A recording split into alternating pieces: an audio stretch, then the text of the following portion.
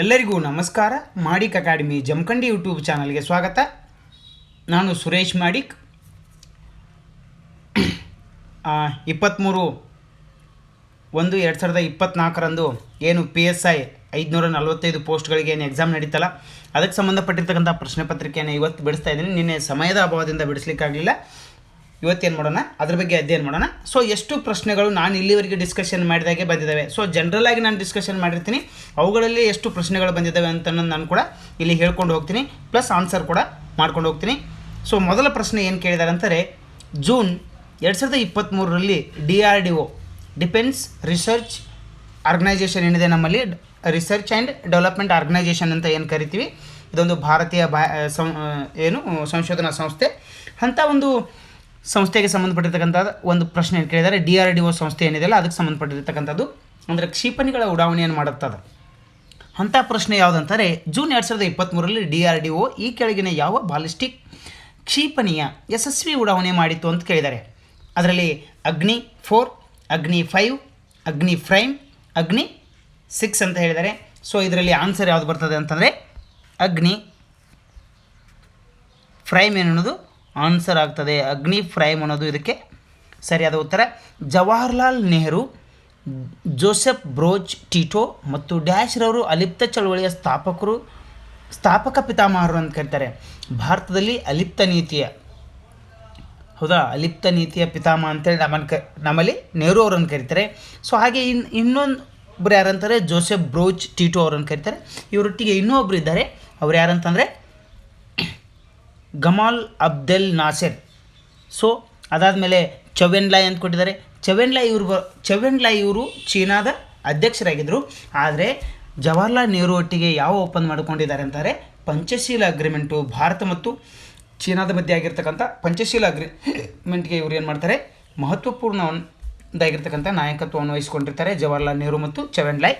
So ಇಲ್ಲಿ ಅವರು ಬರೋದಿಲ್ಲ. ಸುಹಾರ್ತೋ ಮತ್ತು ಸಿರಿಮಾವೋ ಬಂಡಾರನಾಯಿಕೆ ಇಡೀ ಜಗತ್ತಿನಲ್ಲೇ ಮೊದಲ ಪ್ರಧಾನಿ ಅಂತ ಹೇಳ್ಬೋದು. ಸೊ ಇವರನ್ನು ಹೊರತುಪಡಿಸಿದರೆ ಆನ್ಸರ್ ಬರೋದು ಯಾವುದಂತಾರೆ ಗಮಾರ್ ಅಬ್ದೆಲ್ ನಾಸೆರ್ ಅನ್ನೋದು ಸರಿಯಾಗಿರ್ತಕ್ಕಂಥ ಆನ್ಸರು. ಸೊ ಅದಾದಮೇಲೆ ಇಲ್ಲಿ ಪಟ್ಟಿಯನ್ನು ಕೊಟ್ಟಿದ್ದಾರೆ. ಸೊ ಮೂರನೇ ಪ್ರಶ್ನೆ ಏನು ಕೇಳಿದ್ದಾರೆ ಅಂತಂದರೆ, ಈ ಕೆಳಗೆ ನೀಡಲಾಗಿರುವ ಪಟ್ಟಿ 1 ಮತ್ತು 2 ಪಟ್ಟಿ 2ರೊಂದಿಗೆ ಹೊಂದಿಸಿ ಸರಿಯಾದ ಆಯ್ಕೆಯನ್ನು ಮಾಡಬೇಕಂತೇಳಿ ನಾನೇನು ಮಾಡಿದೆ ಅಂತಂದರೆ, ಸ್ವಲ್ಪ ಸಮಯ ಸಿಗುವಾಗ ನಾನು ದ್ರಾಕ್ಷಿಯಲ್ಲಿ ಯಾವ ಆ್ಯಸಿಡ್ ಇರ್ತದೆ ಅಂತ ನಾನು ಎಕ್ಸ್ಪ್ಲೇನ್ ಮಾಡಿದೆ. ಅವಾಗ ಹೇಳುವಾಗ ಕೆಲವು ಆ್ಯಸಿಡ್ ಬಗ್ಗೆ ನಾನು ಸುಮ್ಮನೆ ಜನರಲಾಗಿ ಹೇಳ್ಕೊಂಡು ಹೋಗಿದೆ. ಅದರಲ್ಲಿ ಸಿಟ್ರಿಕ್ ಆ್ಯಸಿಡ್ ಬಗ್ಗೆ, ಆಕ್ಸಾಲಿಕ್ ಆ್ಯಸಿಡು ಅವುಗಳ ಬಗ್ಗೆ ಹೇಳಿದೆ ಅಲ್ಲ, ಹೌದಾ, ಅವುಗಳನ್ನು ಇಲ್ಲಿ ಏನು ಮಾಡಿದ್ದಾರೆ ಕೇಳಿದ್ದಾರೆ. ಸೊ ಇದು ನಾನು ಕೇಳಿರ್ತಕ್ಕಂಥ ಪ್ರಶ್ನೆ. ನಾನು ಚಿಕ್ಕದಾಗಿರ್ತಕ್ಕಂಥ ಒಂದು ವಿಡಿಯೋ ಮಾಡಿದ್ದೀನಲ್ಲ, ಆ ದ್ರಾಕ್ಷಿ ಬಗ್ಗೆ ವಿಟಿಕಲ್ಚರ್ ಅಂತ ಒಂದು ಚಿಕ್ಕದಾಗಿರ್ತಕ್ಕಂಥ ವಿಡಿಯೋ ಏನು ಮಾಡಿದ್ದೀನಿ, ಅದರಲ್ಲಿ ಹೋಗಿ ನೋಡಿ ಬೇಕಂದರೆ ಇವುಗಳ ಬಗ್ಗೆ ಎಕ್ಸ್ಪ್ಲೇನ್ ಮಾಡಿದ್ದೀನಿ.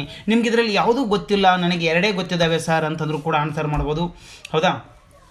ಇಲ್ಲ ಅಂತಂದರೆ ಆಕ್ಸಾಲಿಕ್ ಆ್ಯಸಿಡು ಟೊಮ್ಯಾಟೊನಲ್ಲಿರುತ್ತೆ, ಲ್ಯಾಕ್ಟಿಕ್ ಆ್ಯಸಿಡು ಮೊಸರಿನಲ್ಲಿರುತ್ತೆ, ಸಿಟ್ರಿಕ್ ಆಮ್ಲ ಸಿಟ್ರಸ್ ಫ್ರೂಟ್ಸ್ ಅಂತ ಏನು ಕರಿತೀವಿ, ನಿಂಬೆಹಣ್ಣು, ಆರೆಂಜು ಇಂಥದ್ರಲ್ಲಿ ನಾವು ನೋಡ್ಬೋದು. ಸೊ ಇನ್ನು ಉಳಿದಿದ್ದನ್ನು ನಾವು ನೇರವಾಗಿ ಆನ್ಸರ್ಗೆ ತಗೋಬೋದು. ನೋಡಿ, ಸಿಟ್ರಿಕ್ ಆಮ್ಲಕ್ಕೆ ಯಾವುದಂತಂದರೆ ಕಿತ್ತಳೆ ಹಣ್ಣು. ಸಿ ಬರಬೇಕು ಒಂದನೇದಕ್ಕೆ ಸಿ ಅಂದರೆ 2 ಆಪ್ಷನ್ ಇದೆ, ಅಂದರೆ ಬಾಕಿದರಲ್ಲಿ ಎ ಎಲಿಮಿನೇಟ್ ಮಾಡಿ ಮತ್ತು ಡಿ ಕೂಡ ಎಲಿಮಿನೇಟ್ ಮಾಡಿ. ಇದರಲ್ಲಿ ನಮಗೆ ಇರೋದು ಬಿ ಮತ್ತು ಸಿ. ಹಾಗಾದರೆ ಲ್ಯಾಕ್ಟಿಕ್ ಆಮ್ಲ ಇದರಲ್ಲಿ ಮೊಸರು ಅಂತಂದರೆ ಡಿ ಬರಬೇಕಾ? ಹಾಗಾದರೆ ನೇರವಾಗಿ ನಾವೇನು ಮಾಡೋಣ, ಇಲ್ಲಿ ಆನ್ಸರ್ಗೆ ಬಂದ್ಬಿಡೋಣ, ಬಿ ಸರಿಯಾಗ್ತದೆ. ನೆಕ್ಸ್ಟ್ ಒನ್, ಈ ಕೆಳಗಿನ ಯಾವ ಸ್ಥಳದಲ್ಲಿ 2023ನೇ ಸಾಲಿನ G7 ಶೃಂಗಸಭೆ ನಡೆಯಿತು ಅಂತ ಕೇಳಿದರೆ, ಸೊ ಇದು ಎಲ್ಲಿ ನಡೀತು ಅಂತಂದರೆ ಒಸಾಕಾ, ನಾಗಾಸಾಕಿ, ಟೋಕಿಯೋ. ಅಂದರೆ ಒಂದು ನೆನಪಿರಲಿ, ಜಪಾನ್ ದೇಶದಲ್ಲಿ ನಡೀತು ಅಂತ. ಜಪಾನ್ ದೇಶದಲ್ಲಿ ನಡೀತು, ಹೌದಾ. ಜಪಾನ್ ಅಂತಂದರೆ ಹಿರೋಶಿಮಾ ನಾಗಾಸಾಕಿ. ನಮಗೆ ಅಣುಬಾಂಬನ್ನು ಪ್ರಯೋಗ ಮಾಡಿದ್ದು ಕೂಡ ಇಲ್ಲಿ ನೆನಪಾಗ್ತದೆ ಆ ಒಂದು ಸಂದರ್ಭಕ್ಕೆ ಬಂದಾಗ. ಸೊ ಲಿಟಲ್ ಬಾಯ್ ಮತ್ತು ಪ್ಯಾಟ್ ಬಾಯ್ ಅದನ್ನು ಬಿಟ್ಟು ಹಾಕೋಣ. ಸೊ ಈ ಕೆಳಗಿನ 5ನೇ ಪ್ರಶ್ನೆಗೆ ಉತ್ತರ ನೋಡೋಣ ಏನಿದೆ ಅಂತ. ಈ ಕೆಳಗಿನ ಯಾವ ಔಷಧಿಯನ್ನು ನಾರ್ಕೋ ಪರೀಕ್ಷೆಗಳಲ್ಲಿ ಬಳಸಲಾಗುತ್ತದೆ ಅಂತ. Potassium hydroxide, methanol, sodium pentothal, sodium carbonate ಅಂತ. ಹಾಗಾದರೆ ಇದರಲ್ಲಿ ಏನು ಆನ್ಸರ್ ಆಗ್ತದೆ, ಸೋಡಿಯಂ ಪೆಂಟೋಥಾಲ್ ಎಂಬುದು ಸರಿಯಾಗಿರ್ತಕ್ಕಂಥ ಆನ್ಸರು. ಇತ್ತೀಚೆಗೆ COP28 ಶೃಂಗಸಭೆಯು ಎಲ್ಲಿ ಜರುಗಿತು ಅಂತ ಕೇಳಿದರೆ, ಸಿಂಗಾಪುರ್, ನ್ಯೂಯಾರ್ಕ್, ಪ್ಯಾರಿಸ್, ದುಬೈ. ಹಾಗಿದ್ರೆ ಇದಕ್ಕೆ ಆನ್ಸರ್ ಯಾವುದಂದರೆ ದುಬೈನಲ್ಲಿ, ಹೌದಾ. ಕಾನ್ಫರೆನ್ಸ್ ಆಫ್ ಪಾರ್ಟೀಸ್ ಅಂತ ಅರ್ಥ ಇದ್ರದ್ದು. COP ಅಂತಂದರೆ COP, conference of parties. So ದುಬೈನಲ್ಲಿ ಇದು ನಡೀತದೆ. ನೆಕ್ಸ್ಟು 7ನೇ ಪ್ರಶ್ನೆ, ಗಂಗಾ 101 ಮತ್ತು ರಂಜಿತ್ ಡೆಕ್ಕನ್ ಇವು ಯಾವುದರ ವಿಧಗಳಾಗಿವೆ ಅಂತ ಕೇಳಿದರೆ, ಗೋಧಿ, ಸಜ್ಜೆ ಅತಿ ಹೆಚ್ಚು ಬೆಳೆಯುವುದು ಯಾವುದಂತಂದರೆ ರಾಜಸ್ಥಾನ್, ಭತ್ತ, ಮೆಕ್ಕೆಜೋಳ. ಹಾಗಾದರೆ ಇದಕ್ಕೆ ಆನ್ಸರ್ ಯಾವುದಾಗುತ್ತದೆ ಅಂದರೆ ಮೆಕ್ಕೆಜೋಳ, ಗೊಂಜಾಳ ಅಂತ ನಾವು ಕರಿತೀವಿ ನಮ್ಮ ಆಡು ಭಾಷೆಯಲ್ಲಿ ಇದನ್ನು. ನೆಕ್ಸ್ಟು 8ನೇ ಪ್ರಶ್ನೆ, ಕೆಳಗಿನ ಯಾವ ಬೆಟ್ಟ ಶ್ರೇಣಿಯು ರೇಡಿಯಲ್ ವಿಧದ ಡ್ರೈನೇಜ್ ಪ್ಯಾಟರ್ನ್ ರೂಪಿಸಿದೆ ಅಂತ ಕೇಳ್ತಾರೆ. ನೀಲಗಿರಿ ಬೆಟ್ಟಗಳ ಬಗ್ಗೆ ಏನು ಕೇಳಿದರೆ, CTIಯಲ್ಲಿ ಪ್ರಶ್ನೆ ಏನು ಕೇಳಿದರೆ, ಅದು ಪೂರ್ವ ಮತ್ತು ಪಶ್ಚಿಮ ಘಟ್ಟಗಳನ್ನು ಸಂಧಿಸುವಂಥ ಪ್ರದೇಶ. ಸಹ್ಯಾದ್ರಿ ಬೆಟ್ಟಗಳು, ಆಮೇಲೆ ಕುಮಾವು ಬೆಟ್ಟಗಳು, ಅಮರಕಂಟಕ ಬೆಟ್ಟಗಳು. ಇದಕ್ಕೆ ಆನ್ಸರ್ ಏನಾಗ್ತದೆ ಅಂತಾರೆ, ಅಮರಕಂಟಕ ಬೆಟ್ಟಗಳು ಏನು ಮಾಡಿದಾವೆ ರೇಡಿಯಲ್ ವಿಧದ ಡ್ರೈನೇಜ್ ಪ್ಯಾಟರ್ನನ್ನು ರಚನೆಯನ್ನು ಮಾಡಿದ್ದಾವೆ. ವಿಕ್ರಮ್ ಸಾರಾಭಾಯಿ ಅಂತರಿಕ್ಷ ಕೇಂದ್ರದಿಂದ 9ನೇ ಪ್ರಶ್ನೆ, ಅಭಿವೃದ್ಧಿಪಡಿಸಲಾದ ಕಡಿಮೆ ವೆಚ್ಚದ ಮತ್ತು ಒಂದು ಕಡೆಯಿಂದ ಮತ್ತೊಂದು ಕಡೆಗೆ ಕೊಂಡೊಯ್ಯಬಹುದಾದ ತುರ್ತು ಚಿಕಿತ್ಸೆಯ ವೆಂಟಿಲೇಟರ್ ಯಾವುದು ಅಂತ ಕೇಳಿದರೆ ಇದು ಪ್ರಾಣ. ಹೌದಾ, ಇದು ಪ್ರಾಣ. ಸೊ ನೆಕ್ಸ್ಟ್ ಕ್ವಶನ್,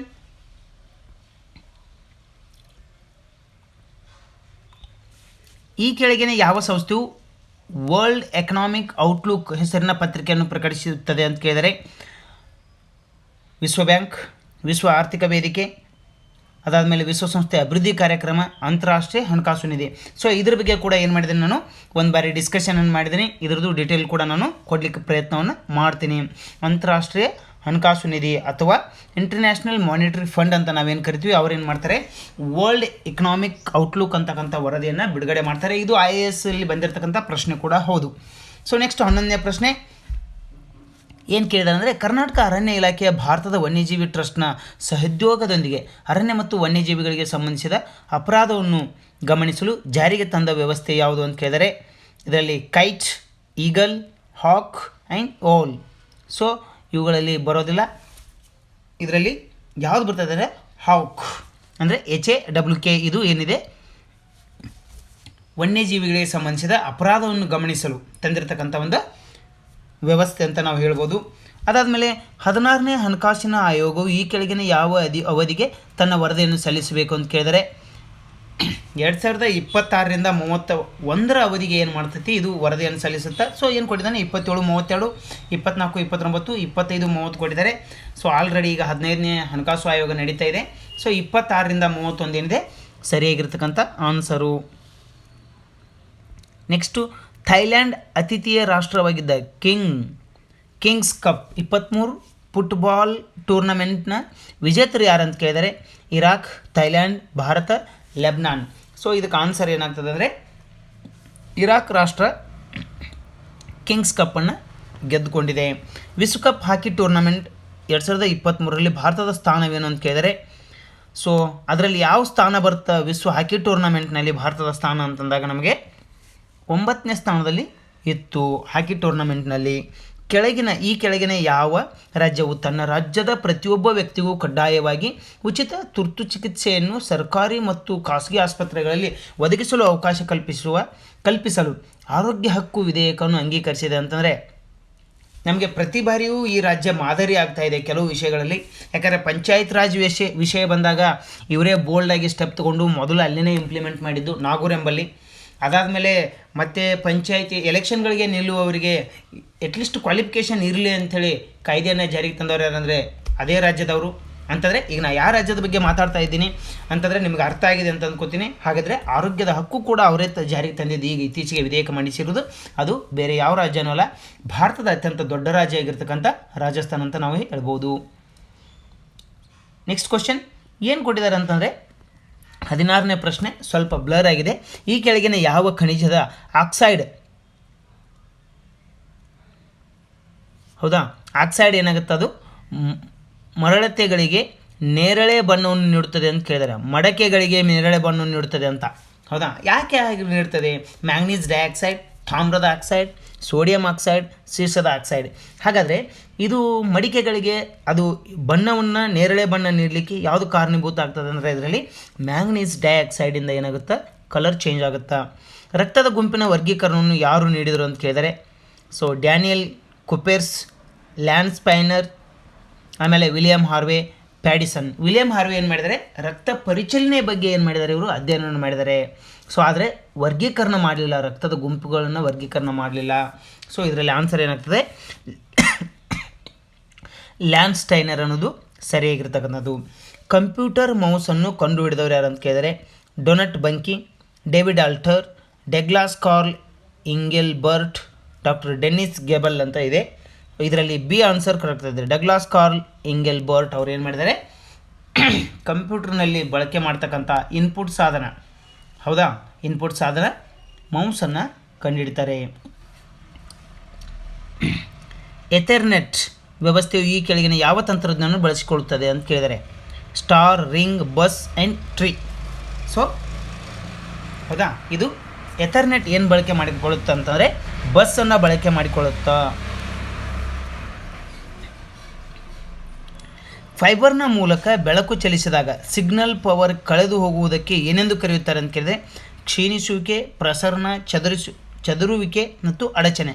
ಅಂದರೆ ಫೈಬರ್ ಮೂಲಕ ಬೆಳಕು ಚಲಿಸಿದಾಗ ಸಿಗ್ನಲ್, ಈ ಫೈಬರ್ ಅಂತಂದ್ರೆ OFC ಆಪ್ಟಿಕಲ್ ಫೈಬರ್ ಕೇಬಲ್ ಇರುತ್ತಲ್ಲ, ಅದರಲ್ಲಿ ನಾವು ಸಂಪೂರ್ಣ ಆಂತರಿಕ ಪ್ರತಿಫಲನೆಯನ್ನು ನೋಡ್ಬೋದು.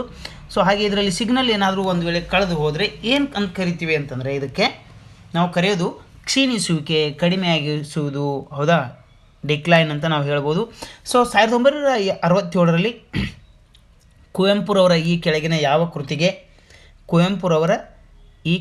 ಯಾವ ಕೃತಿಗೆ ಜ್ಞಾನಪೀಠ ಪ್ರಶಸ್ತಿ ದೊರಕಿತು ಅಂತ ಕೇಳಿದರೆ ಮಲೆಗಳಲ್ಲಿ ಮದುಮಗಳು, ಕಾನೂರು ಹೆಗ್ಗಡತಿ, ಅಗ್ನಿಸಂಹ. ಒಂದು ನೆನಪಿರಲಿ, ಶ್ರೀ ರಾಮಾಯಣ ದರ್ಶನಂ ಕೃತಿಗೆ ಏನು ಮಾಡಿದ್ದಾರೆ, ಇವರು ಜ್ಞಾನಪೀಠ ಪ್ರಶಸ್ತಿಯನ್ನು ಪಡೆದಿದ್ದಾರೆ. ಸೊ ನಾನು ಒಂದು ಬಾರಿ PC ಪರೀಕ್ಷೆಯ ಕ್ವಶನ್ ಪೇಪರನ್ನು ಡಿಸ್ಕಷನ್ ಮಾಡುವಾಗ ಇವ್ರ ಬಗ್ಗೆ, ಬಾಕಿದವ್ರ ಬಗ್ಗೆನೂ ಕೂಡ ಏನು ಮಾಡಿದ್ದೀನಿ, ಡಿಟೇಲ್ ಆಗಿ ಯಾರು ಯಾವ ಕೃತಿಗೆ ಯಾವಾಗ ಪಡೆದರು ಪ್ರಶಸ್ತಿ ಅಂಥೇಳಿ 8 ಜನರದ್ದು ಕೂಡ ನಾನು ಏನು ಮಾಡಿದ್ದೀನಿ, ಎಕ್ಸ್ಪ್ಲೇನನ್ನು ಮಾಡಿದ್ದೀನಿ. ಅದರಲ್ಲಿ ಹೋಗಿ ನೀವು ನೋಡ್ಬೋದು. ಹಳೆ ತರಗತಿಯನ್ನು ನೇರವಾಗಿದ್ದ ಪ್ರಶ್ನೆಯನ್ನು ನಾನು ಡಿಸ್ಕಷನ್ ಮಾಡಿದೆ, ಹೌದಾ, ಅದು ಈಗ ಬಂದಿದೆ. ಸೊ ನನಗೆ ಖುಷಿ ಆಗುತ್ತೆ ಈ ರೀತಿ ಹೇಳುವಾಗ. ಮಾನವ ಹೃದಯದ ಪೇಸ್ ಮೇಕರ್, ಹೌದಾ, ಮಾನವ ಹೃದಯದ ಪೇಸ್ ಮೇಕರ್ ಅಂತ ಕೇಳಿದಾನೆ. ಎಟ್ರಿಯೋ ವೆಂಟಿಕ್ಯುಲರ್ ನೋಡ್, ಸೈನೋ ಎಟ್ರಿಯಲ್ ನೋಡ್, ವೆಂಟ್ರೋ ಎಟ್ರಿಯಲ್ ನೋಡ್, ಪರ್ಕಿಂಜೆ ಫೈಬರ್ಸ್ ಅಂತ ಕೇಳಿದ್ದಾರೆ. ಸೊ ಹಾಗಾದರೆ ಹೃದಯದ ಪೇಸ್ ಮೇಕರ್ ಏನು ಅಂತ ಕೇಳಿದಾಗ ನಮಗೆ ಆನ್ಸರ್ ಯಾವುದು ಬರ್ತದೆ ಅಂತಾರೆ,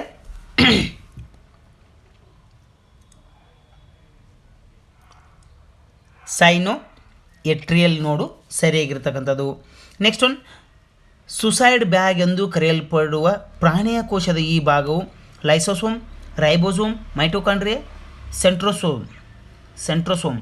ಸೊ ಮೈಟೋಕಾಂಡ್ರಿಯಾ ಶಕ್ತಿ ಉತ್ಪಾದಕ ಕೇಂದ್ರ, ರೈಬೋಸೋಮು, ಹೌದಾ, ಗಾಲ್ಗಿ ಸಂಕೀರ್ಣ, ಮತ್ತು ಅದು ಬರುತ್ತೆ, ಅದು ಪ್ರಾಣಿ. ಮತ್ತು ನಮಗೆ ಇಂಪಾರ್ಟೆಂಟ್ ಆಗೋದು ಇದರಲ್ಲಿ ಆತ್ಮಹತ್ಯಾ ಸಂಚಿ, ಸುಸೈಡ್ ಬ್ಯಾಗ್ ಅಂತ ನಾವು ಯಾವುದನ್ನು ಕರಿತೀವಿ ಅಂತಂದರೆ ಇದಕ್ಕೆ ಆನ್ಸರು ಲೈಸೋಸೋಮನ್ನು ನಾವೇನು ಕರಿತೀವಿ, ಸುಸೈಡ್ ಬ್ಯಾಗ್ ಅಂತ ಕರಿತೀವಿ ಪ್ರಾಣಿಗಳಲ್ಲಿ. ಬೋನಾಳ್ ಪಕ್ಷಿಧಾಮವು ಈ ಕೆಳಗಿನ ಯಾವ ಜಿಲ್ಲೆಯಲ್ಲಿದೆ ಅಂತ ಕೇಳಿದರೆ ಕಲಬುರಗಿ, ಬೀದರ್, ಯಾದಗಿರಿ, ರಾಯಚೂರು. ಗೊತ್ತಿರಲಿ. ಗುಡುವಿ ಪಕ್ಷಿಧಾಮ ಎಲ್ಲಿದೆ, ಶಿವಮೊಗ್ಗದಲ್ಲಿದೆ, ಹೌದಾ. ಆಮೇಲೆ ಬೋನಾಳ್ ಪಕ್ಷಿಧಾಮ, ಮೇ ಬಿ ಇದ್ರ ಬಗ್ಗೆ ನಾನು ಡಿಸ್ಕಷನ್ ಮಾಡಿದ್ದೀನಿ ಅಂತ ಅನಿಸುತ್ತೆ. ಒಂದು ವೇಳೆ ಏನಾದರೂ ನಾನು ಡಿಸ್ಕಷನ್ ಮಾಡಿದರೆ ಅದರ ಸ್ಕ್ರೀನ್ಶಾಟನ್ನು ಕೊಡೋ ಪ್ರಯತ್ನವನ್ನು ಮಾಡ್ತೀನಿ.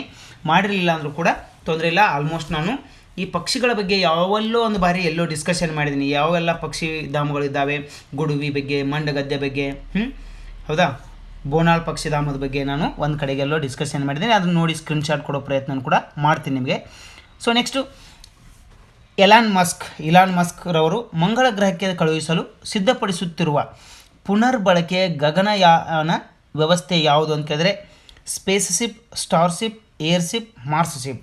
ಸೊ ಅವ್ರದ್ದು ಯಾವಾಗಲೂ ಸ್ಪೇಸ್ ಎಕ್ಸ್ ಇರ್ತೈತಿ, ಇಲ್ಲಾಂದರೆ ಸ್ಟಾರ್ಶಿಪ್ ಇರುತ್ತೆ. ಇಷ್ಟು ಸಿಂಪಲ್ಲಾಗಿ ಒಂದು ನೆನಪಿರಲಿ ನಿಮಗೆ, ಹೌದಾ. ಸ್ಟಾರ್ಶಿಪ್ ಅವ್ರದ್ದು ಈಗ ಕಳಿಸ್ತಾ ಇರ್ತದೆ ಮಂಗಳ ಗ್ರಹ ಅಧ್ಯಯನಕ್ಕಾಗಿ ಗಗನ ನೌಕೆಯನ್ನು ಕಳಿಸೋ ಪ್ರಯತ್ನವನ್ನು ಮಾಡ್ತಾ ಇದ್ದಾರೆ, ಇನ್ನೂ ಕಳಿಸಿಲ್ಲ. ಸೊ ಮಧ್ಯಯುಗದ ವಿಶ್ವದ ಅತ್ಯಂತ ದೊಡ್ಡ ಪಿರಂಗಿ ಮಲ್ಲಿಕಿ ಮೈದಾನ್ ಇಲ್ಲಿದೆ ಅಂತ ಕೇಳಿದರೆ ಸೊ ದೆಹಲಿ, ವಿಜಯಪುರ್, ಬೀದರ್. ಸೊ ಮತ್ತು ನಾನು ವಿಜಯಪುರ ಜಿಲ್ಲೆಯನ್ನು ಡಿಸ್ಕಷನ್ ಮಾಡುವಾಗ ಈ ಪಿರಂಗಿ ಎಲ್ಲಿದೆ ಅಂಥೇಳಿ ಡಿಸ್ಕಷನ್ ಮಾಡಿದ್ದೀನಿ. ಇದು ವಿಜಯಪುರದಲ್ಲಿದೆ. ವಿಜಯಪುರದ SP ಗ್ರೌಂಡ್ ಏನಿದೆಯಲ್ಲ ಅಲ್ಲಿ ಇದು ಕಂಡು ಬರ್ತದೆ. ಈಗ ಸೊ ಭಾರತದ 27ನೇ ಪ್ರಶ್ನೆ, ಭಾರತದ ರಾಷ್ಟ್ರಪತಿಯವರು ಎಷ್ಟು ಜನರನ್ನು ನಾಮನಿರ್ದೇಶನ ಮಾಡಬಹುದು ಅಂತ ಕೇಳಿದರೆ, ಒಂದು ನೆನಪಿರಲಿ, ಇದ್ರ ಬಗ್ಗೆನೂ ಕೂಡ ನಾನು ಡಿಸ್ಕಷನ್ ಮಾಡಿದ್ದೀನಿ, ಫುಲ್ ಡೀಟೇಲಾಗಿ ಹೇಳಿದ್ದೀನಿ. ರಾಜ್ಯಸಭೆಗೆ 12 ಜನರನ್ನು 80ನೇ ವಿಧಿ ಪ್ರಕಾರ ಏನು ಮಾಡ್ತಾರೆ, ಆಯ್ಕೆ ಮಾಡಿ ರಾಜ್ಯಸಭೆಗೆ ಕಳಿಸ್ತಾರೆ ಅಂತ. ಸೊ ಅದನ್ನು ಕೂಡ ಸ್ಕ್ರೀನ್ಶಾಟ್ ಕೊಡೋ ಪ್ರಯತ್ನ ಮಾಡ್ತೀನಿ ಒಂದ್ಸಲ, ನೋಡೋಣ ಎಲ್ಲವೂ ಉಡ್ಲು. ಸೊ 28ನೇ ಪ್ರಶ್ನೆ, ಪಟ್ಟಿ 1 ಪಟ್ಟಿ 2ರೊಂದಿಗೆ ಏನು ಮಾಡಬೇಕು, ಹೊಂದಿಸಿ ಮತ್ತು ಸರಿಯಾದ ಉತ್ತರವನ್ನು ಆಯ್ಕೆ ಮಾಡಿರಿ ಅಂತ ಕೇಳಿದರೆ, ಅನುಚ್ಛೇದ 233, ಅನುಚ್ಛೇದ 235, ಅನುಚ್ಛೇದ 227, ಅನುಚ್ಛೇದ 226, ಅನುಚ್ಛೇದ 226 ಏನಿದೆ ಇದ್ರ ಬಗ್ಗೆ ನಾನು ಡಿಟೇಲಾಗಿ ತೊಗೊಂಡಿದ್ದೀನಿ. ಹೌದಾ, ಡಿಟೇಲಾಗಿ ತೊಗೊಂಡಿದ್ದೀನಿ. ಸೊ ಇನ್ನು ಉಳಿದದ್ದನ್ನು ನಾನು ಏನು ಮಾಡ್ತೀನಿ, ಅದ್ರ ಬಗ್ಗೆ ಡಿಸ್ಕಷನ್ ಮಾಡೋದಕ್ಕಿಂತಲೂ ನೇರವಾಗಿ ಆನ್ಸರ್ಗೆ ಯಾವ ರೀತಿ ಬರ್ಬೋದು ಅಂತ ಹೇಳ್ತೀನಿ.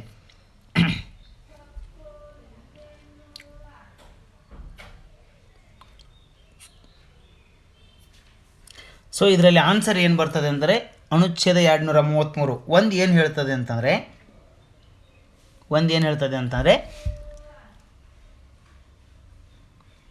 ಸಿ, ಇಲ್ಲಿ ಏನು ಕೊಟ್ಟಿದ್ದಾರಲ್ಲ ಅವರು, ಹೌದಾ, ಜಿಲ್ಲಾ ನ್ಯಾಯಾಧೀಶರ ನೇಮಕಾತಿ ಬಗ್ಗೆ ಹೇಳುತ್ತಾ.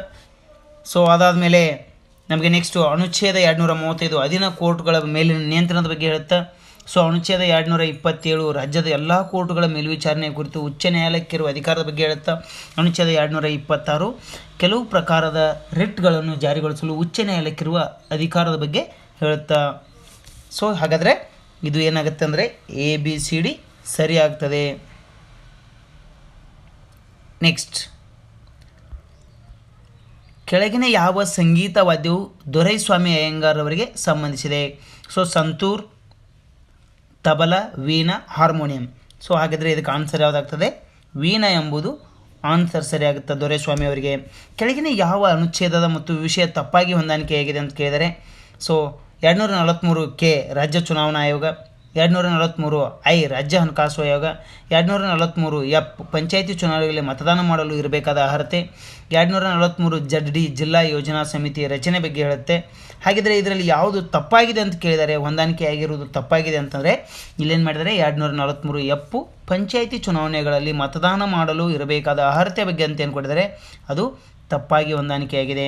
ನೆಕ್ಸ್ಟು 31ನೇ ಪ್ರಶ್ನೆ, ಭಾರತೀಯ ಸಂವಿಧಾನವು ರಾಜ್ಯ ನೀತಿಯ ನಿರ್ದೇಶಕ ತತ್ವಗಳನ್ನು ಈ ಕೆಳಗಿನ ಯಾವ ರಾಷ್ಟ್ರದ ಸಂವಿಧಾನದಿಂದ ಆಯ್ಕೆ ಮಾಡಿಕೊಂಡಿದೆ ಅಂತ ಕೇಳಿದರೆ, ಸೊ ಐರ್ಲೆಂಡ್ನಿಂದ ನಾವು ಎರವಲು ಪಡೆದಿದ್ದೀವಿ. ಈ ಐರ್ಲೆಂಡ್ನವ್ರು ಏನು ಮಾಡಿದ್ದಾರೆ, ಸ್ಪೇನಿಂದ ಎರವಲು ಪಡೆದಿದ್ದಾರೆ. ಇದ್ರ ಬಗ್ಗೆ ಕೂಡ ನಾನು ಏನು ಮಾಡಿದ್ದೀನಿ, ಹಿಂದಿನ ತರಗತಿಯಲ್ಲಿ ಫುಲ್ ಡಿಟೇಲ್ ಆಗಿ ಡಿಸ್ಕಷನ್ ಮಾಡಿದ್ದೀನಿ. ಸೊ ಹೋಗಿ ನೋಡ್ಬೋದು, ನಾನು ಏನು ಜಾಸ್ತಿ ಕ್ಲಾಸಸ್ ಇಲ್ಲ, ಇರೋದೇ ಒಂದು 100 ಕ್ಲಾಸ್ ಇದ್ದಾವೆ.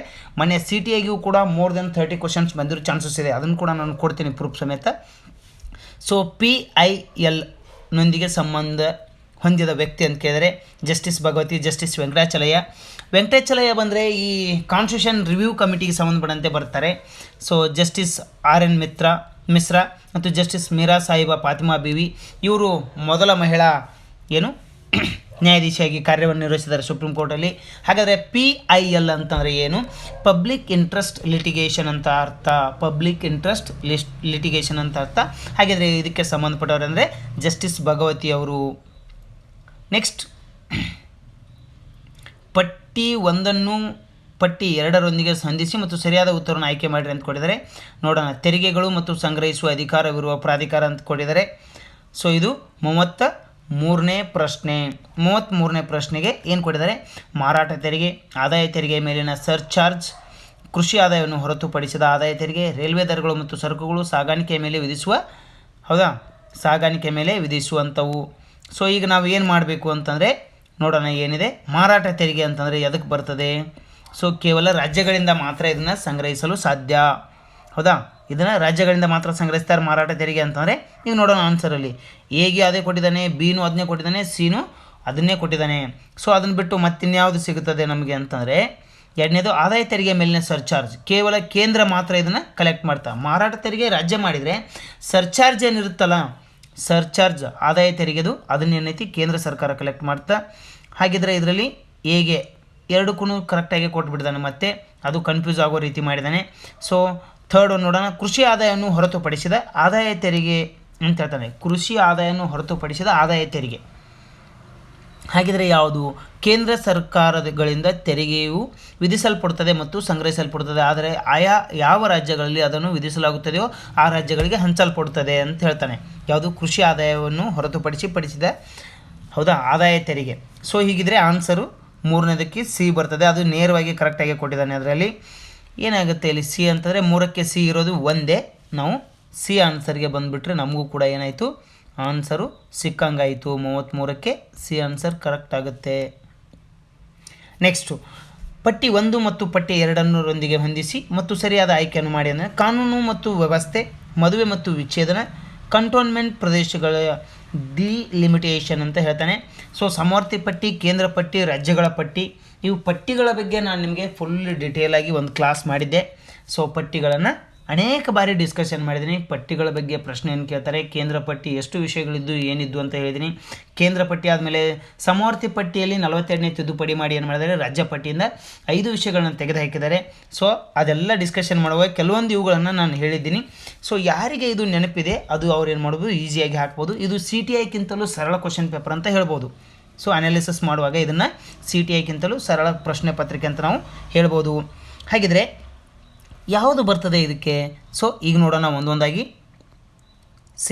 ಏನು ಬರ್ತದೆ ಅಂತಂದರೆ ಕಾನೂನು ಸುವ್ಯವಸ್ಥೆ.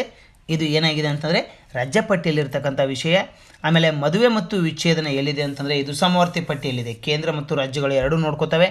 ಸೊ ಕಂಟೋನ್ಮೆಂಟ್ ಪ್ರದೇಶಗಳಿಗೆ ಸಂಬಂಧಪಟ್ಟಂತೆ ಯಾವುದು ನೋಡ್ಕೊಂಡು ಹೋಗುತ್ತೆ ಅಂತಂದರೆ ಇದು ಹೌದಾ ಕೇಂದ್ರ ಪಟ್ಟಿ. ಕಂಟೋನ್ಮೆಂಟ್ ಝೋನ್ಗಳಂತ ನಾವು ಕರಿತೀವಿ. ಬೆಂಗಳೂರಲ್ಲಿ ಕೂಡ ಇದೆ, ಆಮೇಲೆ ಬೆಳಗಾವಿಯಲ್ಲಿ ಕೂಡ ಇದೆ ಕಂಟೋನ್ಮೆಂಟ್ ಝೋನು. ಸೊ ಇದು ಸಿ ಆನ್ಸರ್ ಸರಿಯಾಗುತ್ತೆ. So next one mental ability ಕೇಳಿದ್ದಾನೆ. ಈ ಕೆಳಗೆ 3 ಚಿತ್ರಗಳನ್ನು ನೀಡಿದ್ದು ಅವುಗಳು ಸ್ನಾತಕ ಪದವೀಧರರು, ಸ್ನಾತಕೋತ್ತರ ಪದವೀಧರರು ಮತ್ತು ಅಧಿಕಾರಿಗಳನ್ನು ಪ್ರತಿನಿಧಿಸುತ್ತದೆ. ಇವುಗಳಲ್ಲಿ ಯಾವ ಭಾಗವು ಸ್ನಾತಕ ಮತ್ತು ಸ್ನಾತಕೋತ್ತರ ಪದವೀಧರಗಳಾಗಿರುವ ಅಧಿಕಾರಿಗಳನ್ನು ಪ್ರತಿನಿಧಿಸುತ್ತದೆ ಅಂತ ಕೇಳಿದ್ದಾನೆ. ಸೊ ಹೀಗಾದರೆ ಇದಕ್ಕೆ ಆನ್ಸರು ಜಿ ಕರೆಕ್ಟ್ ಆಗುತ್ತೆ. ನೇರವಾಗಿ ಬಂದುಬಿಡ್ತೀನಿ. ಈ ಕೆಳಗೆ ನೀಡಲಾದ ಪ್ರಶ್ನೆಗಳಲ್ಲಿ ನೀಡಲಾಗಿರುವ ಚಿತ್ರಗಳ ಸರಣಿಯನ್ನು ತಾರ್ಕಿಕವಾಗಿ ಪೂರ್ಣಗೊಳಿಸಲು ಪ್ರಶ್ನಾರ್ಥಕ ಚಿಹ್ನೆಯಲ್ಲಿರುವ ಯಾವ ಚಿತ್ರ ಬರಬೇಕು ಅಂತ ಕೇಳ್ತಾನೆ. ಸೊ ಇಲ್ಲಿ ನೋಡಿ, ನಾವು ಕ್ರಾಸ್ ಅಪೋಸಿಷನ್ ಮಾಡ್ಕೊಂಡು ಹೋಗಿದ್ದಾನೆ, ಅದನ್ನು ನಾವು ನೋಡ್ಕೊಂಡು ಹೋದರೆ ನಮಗೆ ಸೊ ಇದಕ್ಕೆ ಸಿ ಆನ್ಸರ್ 100% ರೈಟ್ ಆಗುತ್ತದೆ. ಸಿ ಆನ್ಸರ್ ಏನಾಗ್ತದೆ? 100% ರೈಟ್ ಆಗ್ತದೆ. ನೆಕ್ಸ್ಟ್ ಒನ್, ಒಂದು ವೇಳೆ ಗಿಳಿಯನ್ನು ನವಿಲು ಎಂದು ಕರೆದರೆ, ನವಿಲು ಗುಬ್ಬಿ ಎಂದು ಕರೆದರೆ, ಗುಬ್ಬಿಯನ್ನು ಪಾರಿವಾಳ ಎಂದು ಕರೆದರೆ ಮತ್ತು ಪಾರಿವಾಳವನ್ನು ಗುಬ್ಬಿ ಎಂದು ಕರೆದರೆ ಭಾರತದ ರಾಷ್ಟ್ರೀಯ ಪಕ್ಷಿ ಯಾವುದಾಗುತ್ತದೆ ಅಂತ ಕೇಳಿದಾನೆ.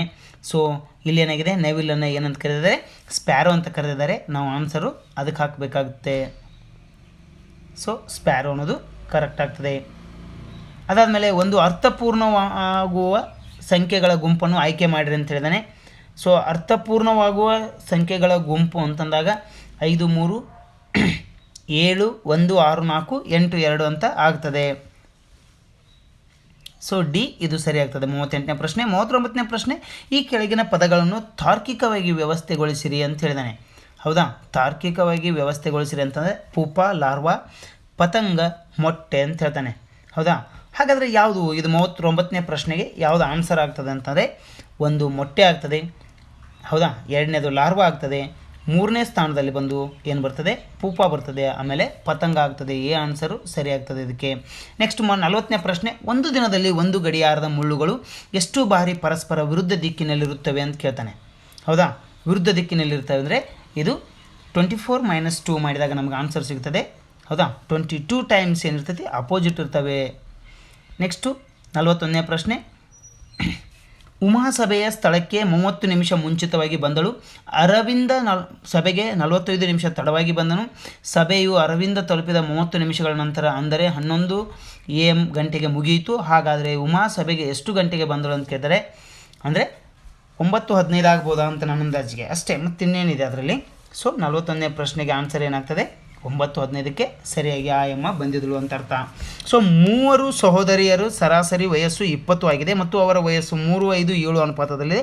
ಹಾಗಾದರೆ ಅತ್ಯಂತ ಕಿರಿಯ ಸಹೋದರಿಯ ವಯಸ್ಸು ಎಷ್ಟು ಅಂತಂದರೆ 12 ವರ್ಷಗಳಾಗ್ತದೆ. 12 ವರ್ಷಗಳು ಆಗ್ತದೆ. ಸೊ ನೆಕ್ಸ್ಟು 43ನೇ ಪ್ರಶ್ನೆ ಏನು ಕೇಳಿದರೆ, 340 ಮೀಟರ್ಗಳಷ್ಟು ಸುತ್ತಳತೆ ಇರುವ ಒಂದು ಆಯತಾಕಾರದ ಪ್ಲಾಟ್ನ ಸುತ್ತು 1 ಮೀಟರ್ ಅಗಲದ ಬೇಲಿಯನ್ನು ಪ್ರತಿ ಚದರ ಮೀಟರ್ಗೂ ರೂ 10ರಂತೆ ಹಾಕಲು ತಗಲುವ ವೆಚ್ಚ ಎಷ್ಟು ಅಂತ ಕೇಳಿದಾನೆ. ಹಾಗಾದರೆ ಇದನ್ನು ಕ್ಯಾಲ್ಕುಲೇಷನ್ ಮಾಡಿ ಆನ್ಸರ್ ತೆಗೆದಾಗ ನಮ್ಗೆ ಆನ್ಸರ್ ಏನು ಬರ್ತದೆ ಅಂತಂದರೆ 3440 ರೂಪಾಯಿ ಖರ್ಚಾಗ್ತದೆ, ಅಂದರೆ ಬೇಲಿಯನ್ನು ಹಾಕಲಿಕ್ಕೆ. ಸೊ ಅದಾದಮೇಲೆ ಈ ಕೆಳಗಿನ ಚಿತ್ರಗಳಲ್ಲಿ ಎಷ್ಟು ತ್ರಿಭುಜಗಳಿವೆ ಅಂತ ಕೇಳ್ತಾನೆ. ಸೊ ಸಿಂಪಲ್ಲಾಗಿ ನಾನು ಈ ಲೆಕ್ಕವನ್ನು ಬಿಡಿಸಿದ್ದೆ. ಬೇಕಂದ್ರೆ ನಾನು ಏನು ಕೌಂಟಿಂಗ್ ಫಿಗರ್ಸ್ ಅಂತ ನಾನೇನು ಮೆಂಟಾಲಿಟಿ ಕ್ಲಾಸ್ ಮಾಡಿದ್ದೀನಿ ಅದರಲ್ಲಿ ಇದೆ ನೋಡಿ, ನೋಡಬೇಕಂದ್ರೆ ಹೋಗಿ. ಸೊ ಇದರಲ್ಲಿ ಸಿಂಪಲ್ಲು ಒಂದು ಚೌಕ್ ಬಾಕ್ಸನ್ನು ನೀವು ಕೌಂಟ್ ಮಾಡ್ಕೊಳ್ಳಿ. ಕೌಂಟ್ ಮಾಡ್ಕೊಂಡಾಗ ನಿಮಗೆ ಎಷ್ಟು ಸಿಗ್ತವೆ ಅಂದರೆ ಒಂದೊಂದರಲ್ಲಿ 8 ಸಿಗ್ತವೆ. ಸೊ ತೋರಿಸ್ತೀನಿ ನೋಡಿ, ಇದರಲ್ಲಿ 8, ಇದರಲ್ಲಿ 8 ಇದ್ದಾವೆ, ಇದರಲ್ಲಿ 8 ಇದ್ದಾವೆ. ಆಮೇಲೆ ಈ ಪಾಯಿಂಟ್ಗಳನ್ನು ಹಿಡ್ಕೊಂಡ್ರೆ ನಮಗೆ 2 ಸಿಗ್ತವೆ, ಅಂದರೆ 1 ಮತ್ತು ಪ್ಲಸ್ ಅಪೋಸಿಟಲ್ಲಿ ನೋಡಿ ಇಲ್ಲಿ ಸಿ 1, ಅದಾದಮೇಲೆ ಇದು 2. ಸೊ ಈ ಪಾಯಿಂಟಲ್ಲಿ ಕೂಡ ಅಷ್ಟೇ, ಈಚೆಯಿಂದ 1, ಈಚೆಯಿಂದ 1. ಸೊ ಟೋಟಲ್ ಎಷ್ಟಾಯಿತು 4, 2 2 4, 4 ಪ್ಲಸ್ 24 ಎಷ್ಟಾಯ್ತು 8 3 24, 24 4 ಅಂತಂದರೆ 28 ಇದಕ್ಕೆ ಸರಿಯಾಗಿರ್ತಕ್ಕಂಥ ಆನ್ಸರು. ಸೊ ನೆಕ್ಸ್ಟು ಈ ಕೆಳಗಿನ ಪ್ರಶ್ನೆಗಳಲ್ಲಿ ಪ್ರಶ್ನಾರ್ಥಕ ಚಿಹ್ನೆ ಇರುವ ಕಡೆ ಯಾವ ಅಂದಾಜು ಮೌಲ್ಯ ಬರುತ್ತದೆ ಅಂತ ಕೇಳ್ತಾನೆ. So 18% of 609 plus 27.5% of 450 equal to question mark ಹಾಕಿದ್ದಾನೆ. ಇದಕ್ಕೇನು ಆನ್ಸರ್ ಆಗ್ತದೆ ಅಂತಂದರೆ 45ನೇ ಪ್ರಶ್ನೆಗೆ ಬಿ ಬರ್ತದೆ, 233 ಆನ್ಸರ್ ಆಗ್ತದೆ. ಸೊ ನೆಕ್ಸ್ಟು ಈ ಕೆಳಗಿನ ಪದಗಳನ್ನು ನಿಘಂಟಿನಲ್ಲಿರುವಂತೆ ಹೊಂದಿಸಿ ಬರೆಯಿರಿ ಅಂತ ಹೇಳಿದಾನೆ. Fenestration, feather, then feed, head, then feature, then feminine. So ಇವುಗಳನ್ನ ಜೋಡಿಸುವಾಗ ಎಲ್ಲವೂ ಎಫ್ ಇದ್ದಾವೆ. ಎಫ್ ಆದಮೇಲೆ ಫಸ್ಟಿಗೆ ಇ ಇದ್ದೇ ಇದೆ. ಅದಾದಮೇಲೆ ನಾವು ಇಂಪಾರ್ಟೆಂಟಾಗಿ ತೊಗೋಬೇಕಾಗಿದ್ದು ಎ, ಎಫ್ ಇ ಎ ತೊಗೊಂಡ್ರೆ ನಮಗೆ ಹೌದಾ 2 ವರ್ಡ್ ಬರ್ತವೆ, ಒಂದು ಫೆದರ್ ಬರ್ತದೆ, ಒಂದು ಫ್ಯೂಚರ್ ಬರ್ತದೆ. ಫ್ಯೂಚರಲ್ಲಿ ನೋಡಿ ನೆಕ್ಸ್ಟ್ ಬಂದಾಗ ನಮಗೆ ಮತ್ತೆ ಏನು ಬರ್ತೈತಿ, ಫೆದರು ಫಸ್ಟ್ ಬರುತ್ತೆ. ಸೊ 2 ಫಸ್ಟ್ ಬರೋದು 2 ಕಡೆ ಇದೆ, ಒಂದು ಬಿ ಯಲ್ಲಿದೆ, ಒಂದು ಸಿ ಯಲ್ಲಿದೆ. ಸೊ ಅದಾದಮೇಲೆ ನಮಗೆ ನೆಕ್ಸ್ಟ್ ಯಾವ ವರ್ಡ್ ಬರ್ತದೆ ಅಂತಂದರೆ ಹೌದಾ ಫೆದರ್ ಆದಮೇಲೆ ಫ್ಯೂಚರೇ ಬರುತ್ತೆ. Feed head, future, then feminine, then fenestration. ಇವುಗಳನ್ನು ನಾವೇನು ಅಂದಾಜಿನಲ್ಲಿ ಹಾಕುವಾಗ ನಮಗೆ ಆನ್ಸರ್ ಏನು ಬರ್ತದೆ, ಸೀರಿಯಲ್ ಮಾಡಿ ಹಾಕುವಾಗ ಲಾಸ್ಟಿಗೆ ಸಿನೇ ಕರೆಕ್ಟ್ ಆಗ್ತದೆ. ಸೊ ನೆಕ್ಸ್ಟ್ ಒನ್, ಕೆಳಗಿನವುಗಳಲ್ಲಿ ಈ ಕೆಳಗೆ 47ನೇ ಪ್ರಶ್ನೆ ಯಾವುದು ತಪ್ಪಾಗಿ ಹೊಂದಾಣಿಕೆ ಆಗಿದೆ ಅಂತ ಕೇಳಿದರೆ national stock exchange 1875, Awadh commercial bank 1881, Punjab national bank 1894, reserve bank of India 1935 ಕಾಯ್ದೆ ಮೂಲಕ ಇದು ಸ್ಥಾಪನೆಯಾಗಿದೆ. ಇದು ಸರಿ ಇದೆ. ನ್ಯಾಷನಲ್ ಸ್ಟಾಕ್ ಎಕ್ಸ್ಚೇಂಜ್ ಏನಿದೆ ಇದು ತಪ್ಪಾಗಿದೆ. ಈ ಕೆಳಗಿನ ಯಾವ ಸುಸ್ಥಿರ ಅಭಿವೃದ್ಧಿಯ ಗುರಿ ಎಲ್ಲರಿಗೂ ಕುಡಿಯುವ ನೀರು ಮತ್ತು ಶೌಚ ವ್ಯವಸ್ಥೆಯನ್ನು ಕಲ್ಪಿಸುವ ಗುರಿಯನ್ನು ಹೊಂದಿದೆ ಅಂತ ಕೇಳ್ತಾನೆ. 6 ಸಸ್ಟೈನೇಬಲ್ ಡೆವಲಪ್ಮೆಂಟ್ ಗೋಲ್ ಅಂತ ಕರೀತಾರೆ ಇದನ್ನು, ಹೌದಾ ಸಸ್ಟೈನೇಬಲ್ ಡೆವಲಪ್ಮೆಂಟ್ ಗೋಲ್ ಅಂತ ಕರಿತೀವಿ. ಡ್ಯಾಶ್ ರವರ ಅವಧಿಯನ್ನು ಮೈಸೂರಿನ ಸುವರ್ಣ ಯುಗ ಎಂದು ಕರೆಯಲಾಗಿದೆ. ನರಸರಾಜ, ಚಾಮರಾಜ 6, ನಂಜರಾಜ ಬರೋದಿಲ್ಲ, ಇದು ಕೃಷ್ಣರಾಜ ಒಡೆಯರ್ ಅವರ ಕಾಲವನ್ನು ನಾವೇನಂತ ಕರಿತೀವಿ, ಸುವರ್ಣ ಯುಗ ಅಂತ ಕರಿತೀವಿ. ಮುಳ್ಳಯ್ಯನಗಿರಿ ಬೆಟ್ಟಗಳು ಪಶ್ಚಿಮ ಘಟ್ಟದ ಡ್ಯಾಶ್ ಶ್ರೇಣಿಗಳಲ್ಲಿ ಸ್ಥಿತವಾಗಿದ್ದಾವೆ ಅಂದರೆ ಇದ್ದಾವೆ ಅಂತ ಕೇಳ್ತಾನೆ. ಅರಾವಳಿ ಇಲ್ಲಿ ಬರೋದಿಲ್ಲ, ಅನ್ನೈಮುಡಿ ತಮಿಳುನಾಡಿನಲ್ಲಿ ಕಂಡುಬರುತ್ತೆ. ಸೊ ವಿಂಧ್ಯ ಎಲ್ಲಿದೆ ಅಂತಂದರೆ ವಿಂಧ್ಯ ಮತ್ತು ಸಾತ್ಪುರ ಇದು ಮಧ್ಯಪ್ರದೇಶದ ದಕ್ಷಿಣ ಭಾಗ, ಗುಜರಾತ್ನ ಮತ್ತು ಮಹಾರಾಷ್ಟ್ರದ ಪಶ್ಚಿಮ ಭಾಗಗಳಲ್ಲಿ ನಾವು ಆ ಏರಿಯಾದಲ್ಲಿ ಇದನ್ನು ಕಾಣ್ಬೋದು. ಅರಾವಳಿ ಬೆಟ್ಟಗಳು ಎಲ್ಲಿ ಕಂಡುಬರ್ತದೆ ಅಂದರೆ ರಾಜಸ್ಥಾನ್, ಪಂಜಾಬ್ ಏನಿದೆ ಆ ಒಂದು ದೆಹಲಿಯ ಭಾಗಗಳಲ್ಲಿ ಕಂಡುಬರುತ್ತೆ. ಸೊ ಇದು ಯಾವುದು ಅಂತಂದರೆ ಪಶ್ಚಿಮ ಘಟ್ಟಗಳು ಅಂದಾಗ ನಮಗೆ ದಕ್ಷಿಣ ಭಾರತ ಕಂಡುಬರುತ್ತೆ. ಇದರಲ್ಲಿ ದಕ್ಷಿಣ ಭಾರತ ಅಂದರೆ ಅನ್ನೈಮುಡಿ ಪಶ್ಚಿಮ ಘಟ್ಟಗಳಲ್ಲಿ ಬರೋದಿಲ್ಲ, ಹೌದಾ ವಿಂಧ್ಯಾನೂ ಬರೋದಿಲ್ಲ, ಅರಾವಳಿನೇ ಬರೋದಿಲ್ಲ. ಈಸಿಯಾಗಿ ನಾವು ಏನು ಮಾಡ್ಬೋದು, ಇದನ್ನು ಎಲಿಮಿನೇಟ್ ಮಾಡಿ ಚಂದ್ರದ್ರೋಣ ಅಂತ ಆನ್ಸರ್ ಹಾಕಿದೆ. ಗೊತ್ತಿಲ್ಲದೇ ಇದ್ದರೂ ಕೂಡ ಆನ್ಸರು ಸರಿ ಆಗ್ತದೆ. ನೆಕ್ಸ್ಟು ಶುಭಮ್ 30 ಕಿಲೋಮೀಟರ್ಗಳನ್ನು ಪ್ರತಿ ಗಂಟೆಗೆ 6 ಕಿಮಿ ವೇಗದಲ್ಲಿ ನಡೆಯುತ್ತಾನೆ ಮತ್ತು ಉಳಿದ 40 ಕಿಮಿಗಳನ್ನು 5 ಗಂಟೆಗಳಲ್ಲಿ ಪೂರೈಸುತ್ತಾನೆ. ಅವನ ಸಂಪೂರ್ಣ ಪ್ರಯಾಣದ ಸರಾಸರಿ ವೇಗವೆಷ್ಟು ಅಂತ ಕೇಳ್ತಾನೆ. ಅಂದರೆ ಸ್ಪೀಡ್, ಇದನ್ನು ಹೌದಾ ಸ್ಪೀಡ್ಗೆ ಸಂಬಂಧಪಟ್ಟಿರ್ತಕ್ಕಂಥದ್ದು ಇದು. ಈ ಕ್ಯಾಲ್ಕುಲೇಷನ್ ಮಾಡುವಾಗ ನಮಗೆ ಆನ್ಸರ್ ಯಾವುದು ಸಿಗ್ತದೆ ಅಂತಂದರೆ 5.5 ಕಿಲೋಮೀಟರ್ಸ್ ಏನು ಮಾಡ್ತಾನೆ ಅಂತ ಸ್ಪೀಡಲ್ಲಿ ಹೋಗಿರ್ತಾನೆ. ನೆಕ್ಸ್ಟು ದೆಹಲಿ ಪದದಲ್ಲಿರುವ ಅಕ್ಷರಗಳನ್ನು ಎಷ್ಟು ಪ್ರಕಾರಗಳಲ್ಲಿ ಅರೇಂಜ್ ಮಾಡಬಹುದು. ದೆಹಲಿ ಪದಗಳಲ್ಲಿ ಅರೇಂಜ್ ಮಾಡಬೇಕಂದ್ರೆ ಇದು ಪರ್ಮೆಂಟೇಷನ್ ಮತ್ತು ಕಾಂಬಿನೇಷನ್ ಏನು ಲೆಕ್ಕಗಳು ಬಂದಿದ್ದರೆ ಈಸಿಯಾಗಿ ನಾವು ಏನು ಮಾಡ್ಬೋದು, ಇದನ್ನು ಲೆಕ್ಕವನ್ನು ಮಾಡಬಹುದು. ಸೊ ಎಷ್ಟು ಬಾರಿ ಮಾಡ್ಬೋದು ಅಂತಾರೆ, ದೆಹಲಿಯನ್ನು 120 ಬಾರಿ ನಾವೇನು ಮಾಡ್ಬೋದು, ಲೆಕ್ಕವನ್ನು ಮಾಡಬಹುದು. ನೆಕ್ಸ್ಟು ಒಂದು ವೇಳೆ ರೀಟಾಳು ಶೀತಾಳ ಪಶ್ಚಿಮದಲ್ಲಿದ್ದರೆ, ರೀಟಾಳು ಶೀತಾಳ ಪಶ್ಚಿಮದಲ್ಲಿದ್ದರೆ ಇಲ್ಲೇನಿದ್ದಾಳೆ ರೀಟಾ ಇದ್ದಾಳೆ, ಇಲ್ಲೇನಿದ್ದಾಳೆ, ಒಂದು ವೇಳೆ ರೀಟಾಳು ಸೀತಾಳ ಪಶ್ಚಿಮದಲ್ಲಿದ್ದಾರೆ, ಇಲ್ಲಿ ಸೀತಾ ಇದ್ದಾಳೆ, ಇಲ್ಲಿ ರೀಟಾ ಇದ್ದಾಳೆ. ಸೊ ಮತ್ತು ಕೀರ್ತಿಯ ಸೀತಾಳ ಉತ್ತರಕ್ಕಿದ್ದಾಳೆ, ಸೀತಾಳ ಉತ್ತರಕ್ಕಿದ್ದಾಳೆ. ಸೊ ಇಲ್ಲಿ ಉತ್ತರ ಆಯಿತು. ನೆಕ್ಸ್ಟು ಕೀರ್ತಿಯು ರೀಟಾಳರಿಗೆ ಸಂಬಂಧಿಸಿದಂತೆ ಯಾವ ದಿಕ್ಕಿನಲ್ಲಿರುತ್ತಾರೆ? ಇಲ್ಲಿ ನೋಡಿ, ಇದು ಹೌದಾ ಈಶಾನ್ಯ ಭಾಗ ಅಂತ ನಾವು ಹೇಳ್ಕೊಬೋದು. ಎಲ್ಲಿ ಕಂಡುಬರ್ತಾರೆ ಕೀರ್ತಿಯು? ಹೌದಾ, ಕೀರ್ತಿ ಎಲ್ಲಿ ಕಂಡುಬರ್ತಾರೆ? ಈಶಾನ್ಯ ಭಾಗದಲ್ಲಿ ಕಂಡುಬರ್ತಾಳೆ. ಇದಕ್ಕೆ ಆನ್ಸರ್ ಕೂಡ ಏನಾಗುತ್ತೆ? ಈಶಾನ್ಯ ಆಗ್ತದೆ. ನೆಕ್ಸ್ಟು ಹೃದಯ ಯಾವುದಕ್ಕೆ ಸಂಬಂಧಪಟ್ಟಿದೆ ಅಂದರೆ ಹೆರಿಟೇಜ್ ಸಿಟಿ ಡೆವಲಪ್ಮೆಂಟ್ ಆ್ಯಂಡ್ ಅಗ್ಮೆಂಟೇಷನ್ ಯೋಜನೆ, ಇದೊಂದು ಕೇಂದ್ರ ಸರ್ಕಾರ ಜಾರಿಗೆ ತಂದಿರತಕ್ಕಂಥ ಯೋಜನೆ. ಸೊ ಇದು ಹೆರಿಟೇಜ್ ಸಿಟಿ ಡೆವಲಪ್ಮೆಂಟ್ ಆ್ಯಂಡ್ ಅಗ್ಮೆಂಟೇಷನ್ ಯೋಜನೆ, ಇದು ಬಿ ಸರಿಯಾಗುತ್ತೆ. 54ನೇ ಪ್ರಶ್ನೆ ಬಿ ಸರಿಯಾಗ್ತದೆ.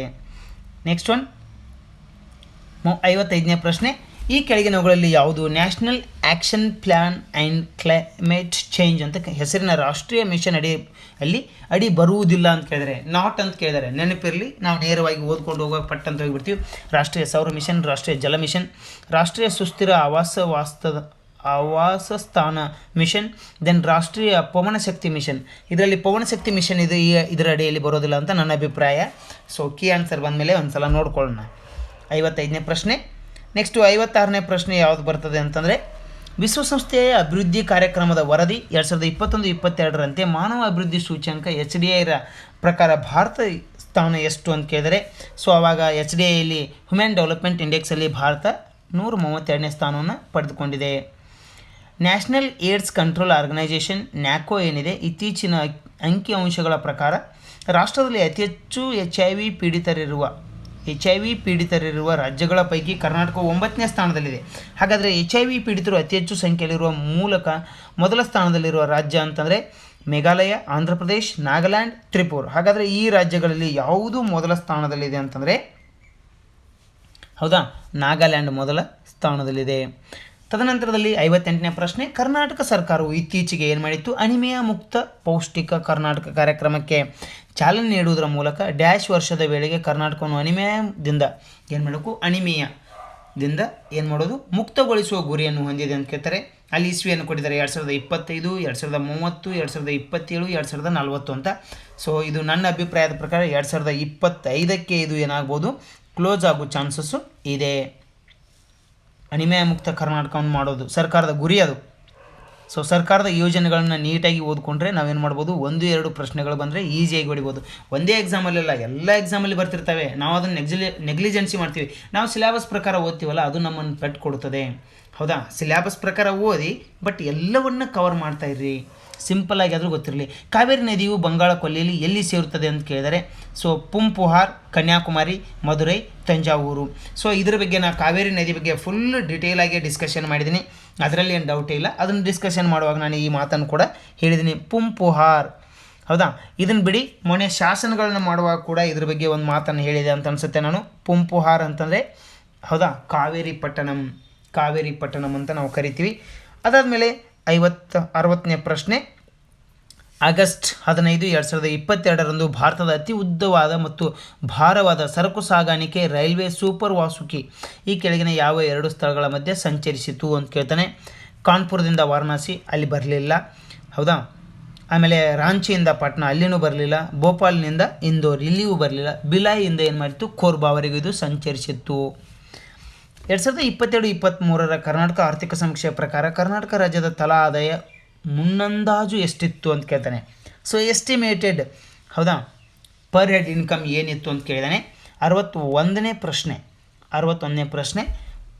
ಹೌದಾ, 3,01,673 ರೂಪಾಯಿ ಎಂಬುದು ಸರಿಯಾದ ಆನ್ಸರು. ನೆಕ್ಸ್ಟು ಕ್ವಿಟ್ ಇಂಡಿಯಾ ಚಳುವಳಿಯ ಸಮಯದಲ್ಲಿ ಈ ಕೆಳಗಿನವರಲ್ಲಿ ಒಬ್ಬ ಮಹಿಳಾ ನಾಯಕಿಯ ಭೂಗತ ರೇಡಿಯೋ ಸ್ಟೇಷನ್ ಮೂಲಕ ಸುದ್ದಿ ಪ್ರಸಾರ ಮಾಡ್ತಿದ್ರು ಅಂತ ಹೇಳಿದರೆ, ಸೊ ಇದನ್ನು ಹೇಳಿದ ಮೇಲೆ ನಾವು ಈಸಿಯಾಗಿ ನೋಡ್ಕೋಬೋದು. ಕ್ವಿಟ್ ಇಂಡಿಯಾ ಮೂಮೆಂಟ್ ಅಂದಮೇಲೆ ನಮಗೆ ಗೊತ್ತಾಗೋದು, ಅದನ್ನು ಏನಂತ ಕರೀತಾರೆ, ಲೀಡರ್ಲೆಸ್ ಮೂಮೆಂಟ್ ಅಂತ ಕರೀತಾರೆ. ಅಲ್ಲಿ ಎಲ್ಲ ನಾಯಕರನ್ನು ಅರೆಸ್ಟ್ ಮಾಡಿದಾಗ ಆ ಎಮ್ಮ ಮಾತ್ರ ಉಳಿತಾಳೆ. ಸೊ ಆ ಎಮ್ಮ ಬೇರೆ ಯಾರೂ ಅಲ್ಲ, ಅವರೇ Aruna Asaph Ali. D answer ಸರಿ ಆಗ್ತದೆ. 62ನೇ ಪ್ರಶ್ನೆಗೆ ಡಿ ಆನ್ಸರ್ ಸರಿಯಾಗ್ತದೆ. ಇದ್ರ ಬಗ್ಗೆ ಕೂಡ ನಾನು ಡಿಸ್ಕಷನ್ ಮಾಡಿದೆ. ಯಾರನ್ನು 63ನೇ ಪ್ರಶ್ನೆ, ಯಾರನ್ನು ಕರ್ನಾಟಕ ರಾಜ್ಯದ ಹಿಂದುಳಿದ ವರ್ಗಗಳ ಆಯೋಗದ ಅಧ್ಯಕ್ಷರಾಗಿ ಮರು ನೇಮಕಾತಿ ಮಾಡಲಾಗಿದೆ ಅಂತ ಕೇಳ್ತಾರೆ. ಸೊ KT ಸುವರ್ಣ, NC ಶ್ರೀನಿವಾಸ್, K ಜಯಪ್ರಕಾಶ್ ಹೆಗಡೆ, ವಿಜಯ ಸಂಪ್ಲಾ ಅಂದರೆ K ಜಯಪ್ರಕಾಶ್ ಹೆಗಡೆ ಅನ್ನೋದು ಸರಿಯಾಗಿರ್ತಕ್ಕಂಥ ಉತ್ತರ. ದೆನ್ 64ನೇ ಪ್ರಶ್ನೆ, ವಿಶ್ವಸಂಸ್ಥೆಯು ಯಾವ ದಿನವನ್ನು ಜನಸಂಖ್ಯೆಗೆ ಸಂಬಂಧಿಸಿದಂತೆ 8 ಬಿಲಿಯನ್ ದಿವಸ ಎಂದು ಘೋಷಿಸಿತ್ತು ಅಂತ ಕೇಳ್ತಾನೆ. ಇದು ಇಸ್ವಿ ಕೊಟ್ಟಿದ್ದಾರೆ ಜುಲೈ 11, 2022, ಜುಲೈ 11, 2023, ನವೆಂಬರ್ 15, 2023, ನವೆಂಬರ್ 15, 2022 ಅಂತ ಕೊಟ್ಟಿದ್ದಾರೆ. ಹಾಗಾದರೆ 64ನೇ ಪ್ರಶ್ನೆಗೆ ಯಾವುದು ಸರಿಯಾಗಿರ್ತಕ್ಕಂಥದ್ದು? ನವೆಂಬರ್ 15, 2022. ದೆನ್ 65ನೇ ಪ್ರಶ್ನೆ, ನವೆಂಬರ್ 2023ರಲ್ಲಿ ಭಾರತೀಯ ಮಹಿಳಾ ಹಾಕಿ ತಂಡವು ಯಾವ ದೇಶದ ತಂಡವನ್ನು ಸೋಲಿಸುವುದರ ಮೂಲಕ ಏಷ್ಯನ್ ಚಾಂಪಿಯನ್ಶಿಪ್ ಟ್ರೋಫಿಯನ್ನು ಗಳಿಸಿತು ಅಂತ ಕೇಳಿದರೆ, ಯಾವ ತಂಡವನ್ನು ಸೋಲಿಸುವುದರ ಮೂಲಕ ಇವ್ರು ಗೆದ್ಕೊಂಡ್ರು ಅಂತಂದರೆ ಜಪಾನ್ದವರನ್ನು ಸೋಲಿಸುವುದರ ಮೂಲಕ ಟೂರ್ನಮೆಂಟ್ನ ಹಾಕಿ ಕಪ್ಪನ್ನು ಗೆದ್ಕೊಂಡಿದ್ದರು.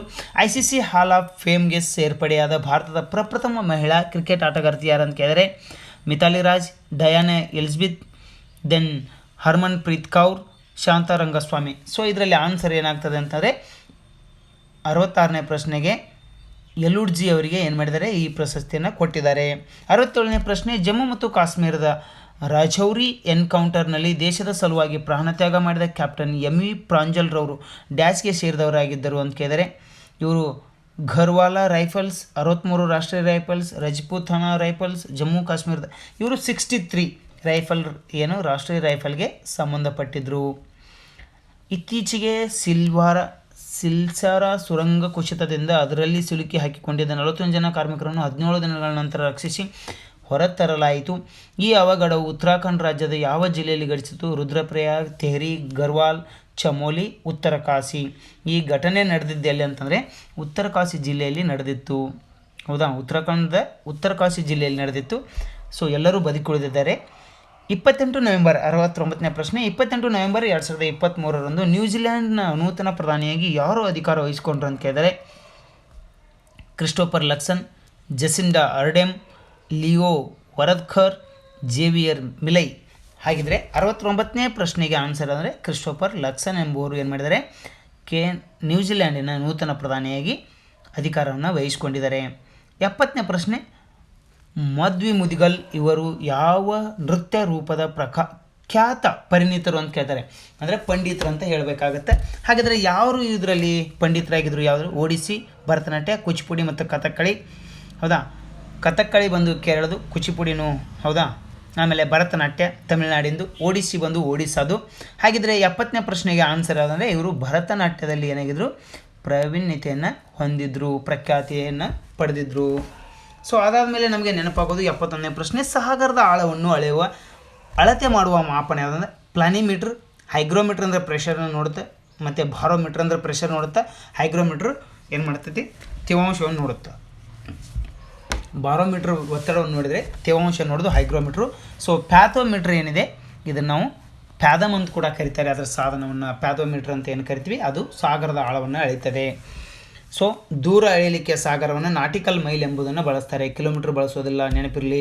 ಪ್ರಪ್ರಥಮವಾಗಿ ಮಂಗಳ ಗ್ರಹವನ್ನು ಅಧ್ಯಯನ ಮಾಡಲು ಬಾಹ್ಯಾಕಾಶಕ್ಕೆ ಕಳುಹಿಸಿದ ನೌಕೆ ವೆನೆರಾ 1, ಮ್ಯಾರಿನರ್ 4, ಮಾರ್ಸ್ ಆರ್ಬಿಟರ್ ಮಿಷನ್, ವಾಯ್ಸರ್ 2. ಹಾಗಿದ್ರೆ ಇದರಲ್ಲಿ ಏನಾಗುತ್ತೆ ಅಂದರೆ 72ನೇ ಪ್ರಶ್ನೆಗೆ ಆನ್ಸರು ಮ್ಯಾರಿನಲ್ 4 ಎಂಬುದು ಸರಿಯಾಗುತ್ತೆ. ಚಂದ್ರಯಾನ 3ರ ಉಡಾವಣೆ ಬಂದಾಗ ನಮಗೆ ಹೌದಾ, ಚಂದ್ರಯಾನ 3ರ ಉಡಾಯಿಸಿದ ದಿನಾಂಕ ಅಂತ ಕೇಳ್ತಾನೆ. ಸೊ ಇದರ ಬಗ್ಗೆ ಚಂದ್ರಯಾನದ ಬಗ್ಗೆ ನಾನು 2 ಕ್ಲಾಸ್ ಮಾಡಿದ್ದೀನಿ. ಸೊ ಡಿಟೇಲ್ ಆಗಿ ನೋಡ್ಬೋದು. ಮೊನ್ನೆ CTI ಕೂಡ ಒಂದು ಪ್ರಶ್ನೆ ಬಂದಿದೆ, ಅದಕ್ಕೆ ಸಂಬಂಧಪಟ್ಟಂತೆ ಅದು ಪ್ರಜ್ಞಾನ್ ಏನನ್ನು ಕಂಡುಹಿಡಿದಂಥ ಸಲ್ಫರನ್ನು ಕಂಡುಹಿಡಿದಿತ್ತು, ಅದನ್ನು ಪ್ರಶ್ನೆಯನ್ನು ಕೇಳಿದರೆ ಅದ್ರ ಬಗ್ಗೆ ಡಿಸ್ಕಷನ್ ಮಾಡಿದ್ದೀನಿ. ಸೊ ಅದು ಉಡಾವಣೆ ಮಾಡಿದ್ದೆ ನಾನು ಏನು ಮಾಡಿದ್ದೀನಿ, ತುಂಬ ಇಂಪಾರ್ಟೆಂಟಾಗಿ ಒಂದು ಕ್ಲಾಸನ್ನು ಮಾಡಿದೆ. ಸೊ ಅದನ್ನೇನು ಮಾಡಿದ್ದಾರೆ, ಪ್ರಶ್ನೆಯನ್ನು ಕೂಡ ಕೇಳಿದರೆ ಹೌದಾ 73ಕ್ಕೆ ಹೌದಾ ಜುಲೈ 14ಕ್ಕೆ ಏನು ಮಾಡಿದರು, ಉಡಾವಣೆಯನ್ನು ಗೊಂಡಿತು. ಸೊ ಸ್ಟೇಟ್ ಬ್ಯಾಂಕ್ ಆಫ್ ಇಂಡಿಯಾದ ಕೇಂದ್ರ ಕಚೇರಿ ಇರುವುದು ಎಲ್ಲಿ ಅಂತ ಕೇಳಿದರೆ ದೆಹಲಿ, ಬೆಂಗಳೂರು, ಮುಂಬೈ ಮತ್ತು ಕೋಲ್ಕತ್ತಾ. ಇದಿರೋದು ಮುಂಬೈನಲ್ಲಿ ಹೌದಾ, ಮುಂಬೈನಲ್ಲಿ. ಸೆಬಿದ್ ಕೂಡ ಮುಂಬೈನಲ್ಲೇ ಇದೆ. ಆಮೇಲೆ ಕೆಳಗಿನವುಗಳಲ್ಲಿ ಭಾರತದ ಅತ್ಯಂತ ದೊಡ್ಡ ಉಪ್ಪಿನಾಂಶ ಸಹಿತ ಜೌಗು ಪ್ರದೇಶ ಯಾವುದಂತ ಕೇಳ್ತಾನೆ. ಗುಜರಾತ್, ಹರಿಯಾಣ, ಮಧ್ಯಪ್ರದೇಶ್. ನಾನು ಆಗಲೇ ಹೇಳಿದೆ ಅತಿ ಹೆಚ್ಚು ಸಜ್ಜೆಯನ್ನು ಬೆಳೆಯುವ ರಾಜ್ಯ ಅಂತ ಹೇಳ್ಬೋದು ನಾವು ಹೌದಾ, ಅತಿ ಹೆಚ್ಚು ಸಜ್ಜೆಯನ್ನು ಬೆಳೆಯುವ ರಾಜ್ಯ ಅಂತ ಹೇಳ್ಬೋದು ಅದೇ ರಾಜಸ್ಥಾನ್. 76ನೇ ಪ್ರಶ್ನೆ, ಮುಂಬೈ ಹೈನಲ್ಲಿ ತೈಲವನ್ನು ಹೊರತೆಗೆಯಲು ವಿಶೇಷವಾಗಿ ವಿನ್ಯಾಸಗೊಳಿಸಿರುವ ಜಗಲಿ ಪ್ಲ್ಯಾಟ್ಫಾರ್ಮ್ ಅಂತ ಕೇಳ್ತಾನೆ. ಸಮುದ್ರಾದಿತ್ಯ, ಸಿಂಧು ಘೋಷ್, ಸಾಗರ್ ಸಾಮ್ರಾಟ್, ನೆಮೇಶಿಯಂ. ಇದು ಸಾಗರ ಸಾಮ್ರಾಟ್ ಎಂಬುದು ಸರಿಯಾಗಿರ್ತಕ್ಕಂಥ ಆನ್ಸರು, ಸಾಗರ ಸಾಮ್ರಾಟ್ ಎಂಬುದು. ಸೊ ಅದಾದಮೇಲೆ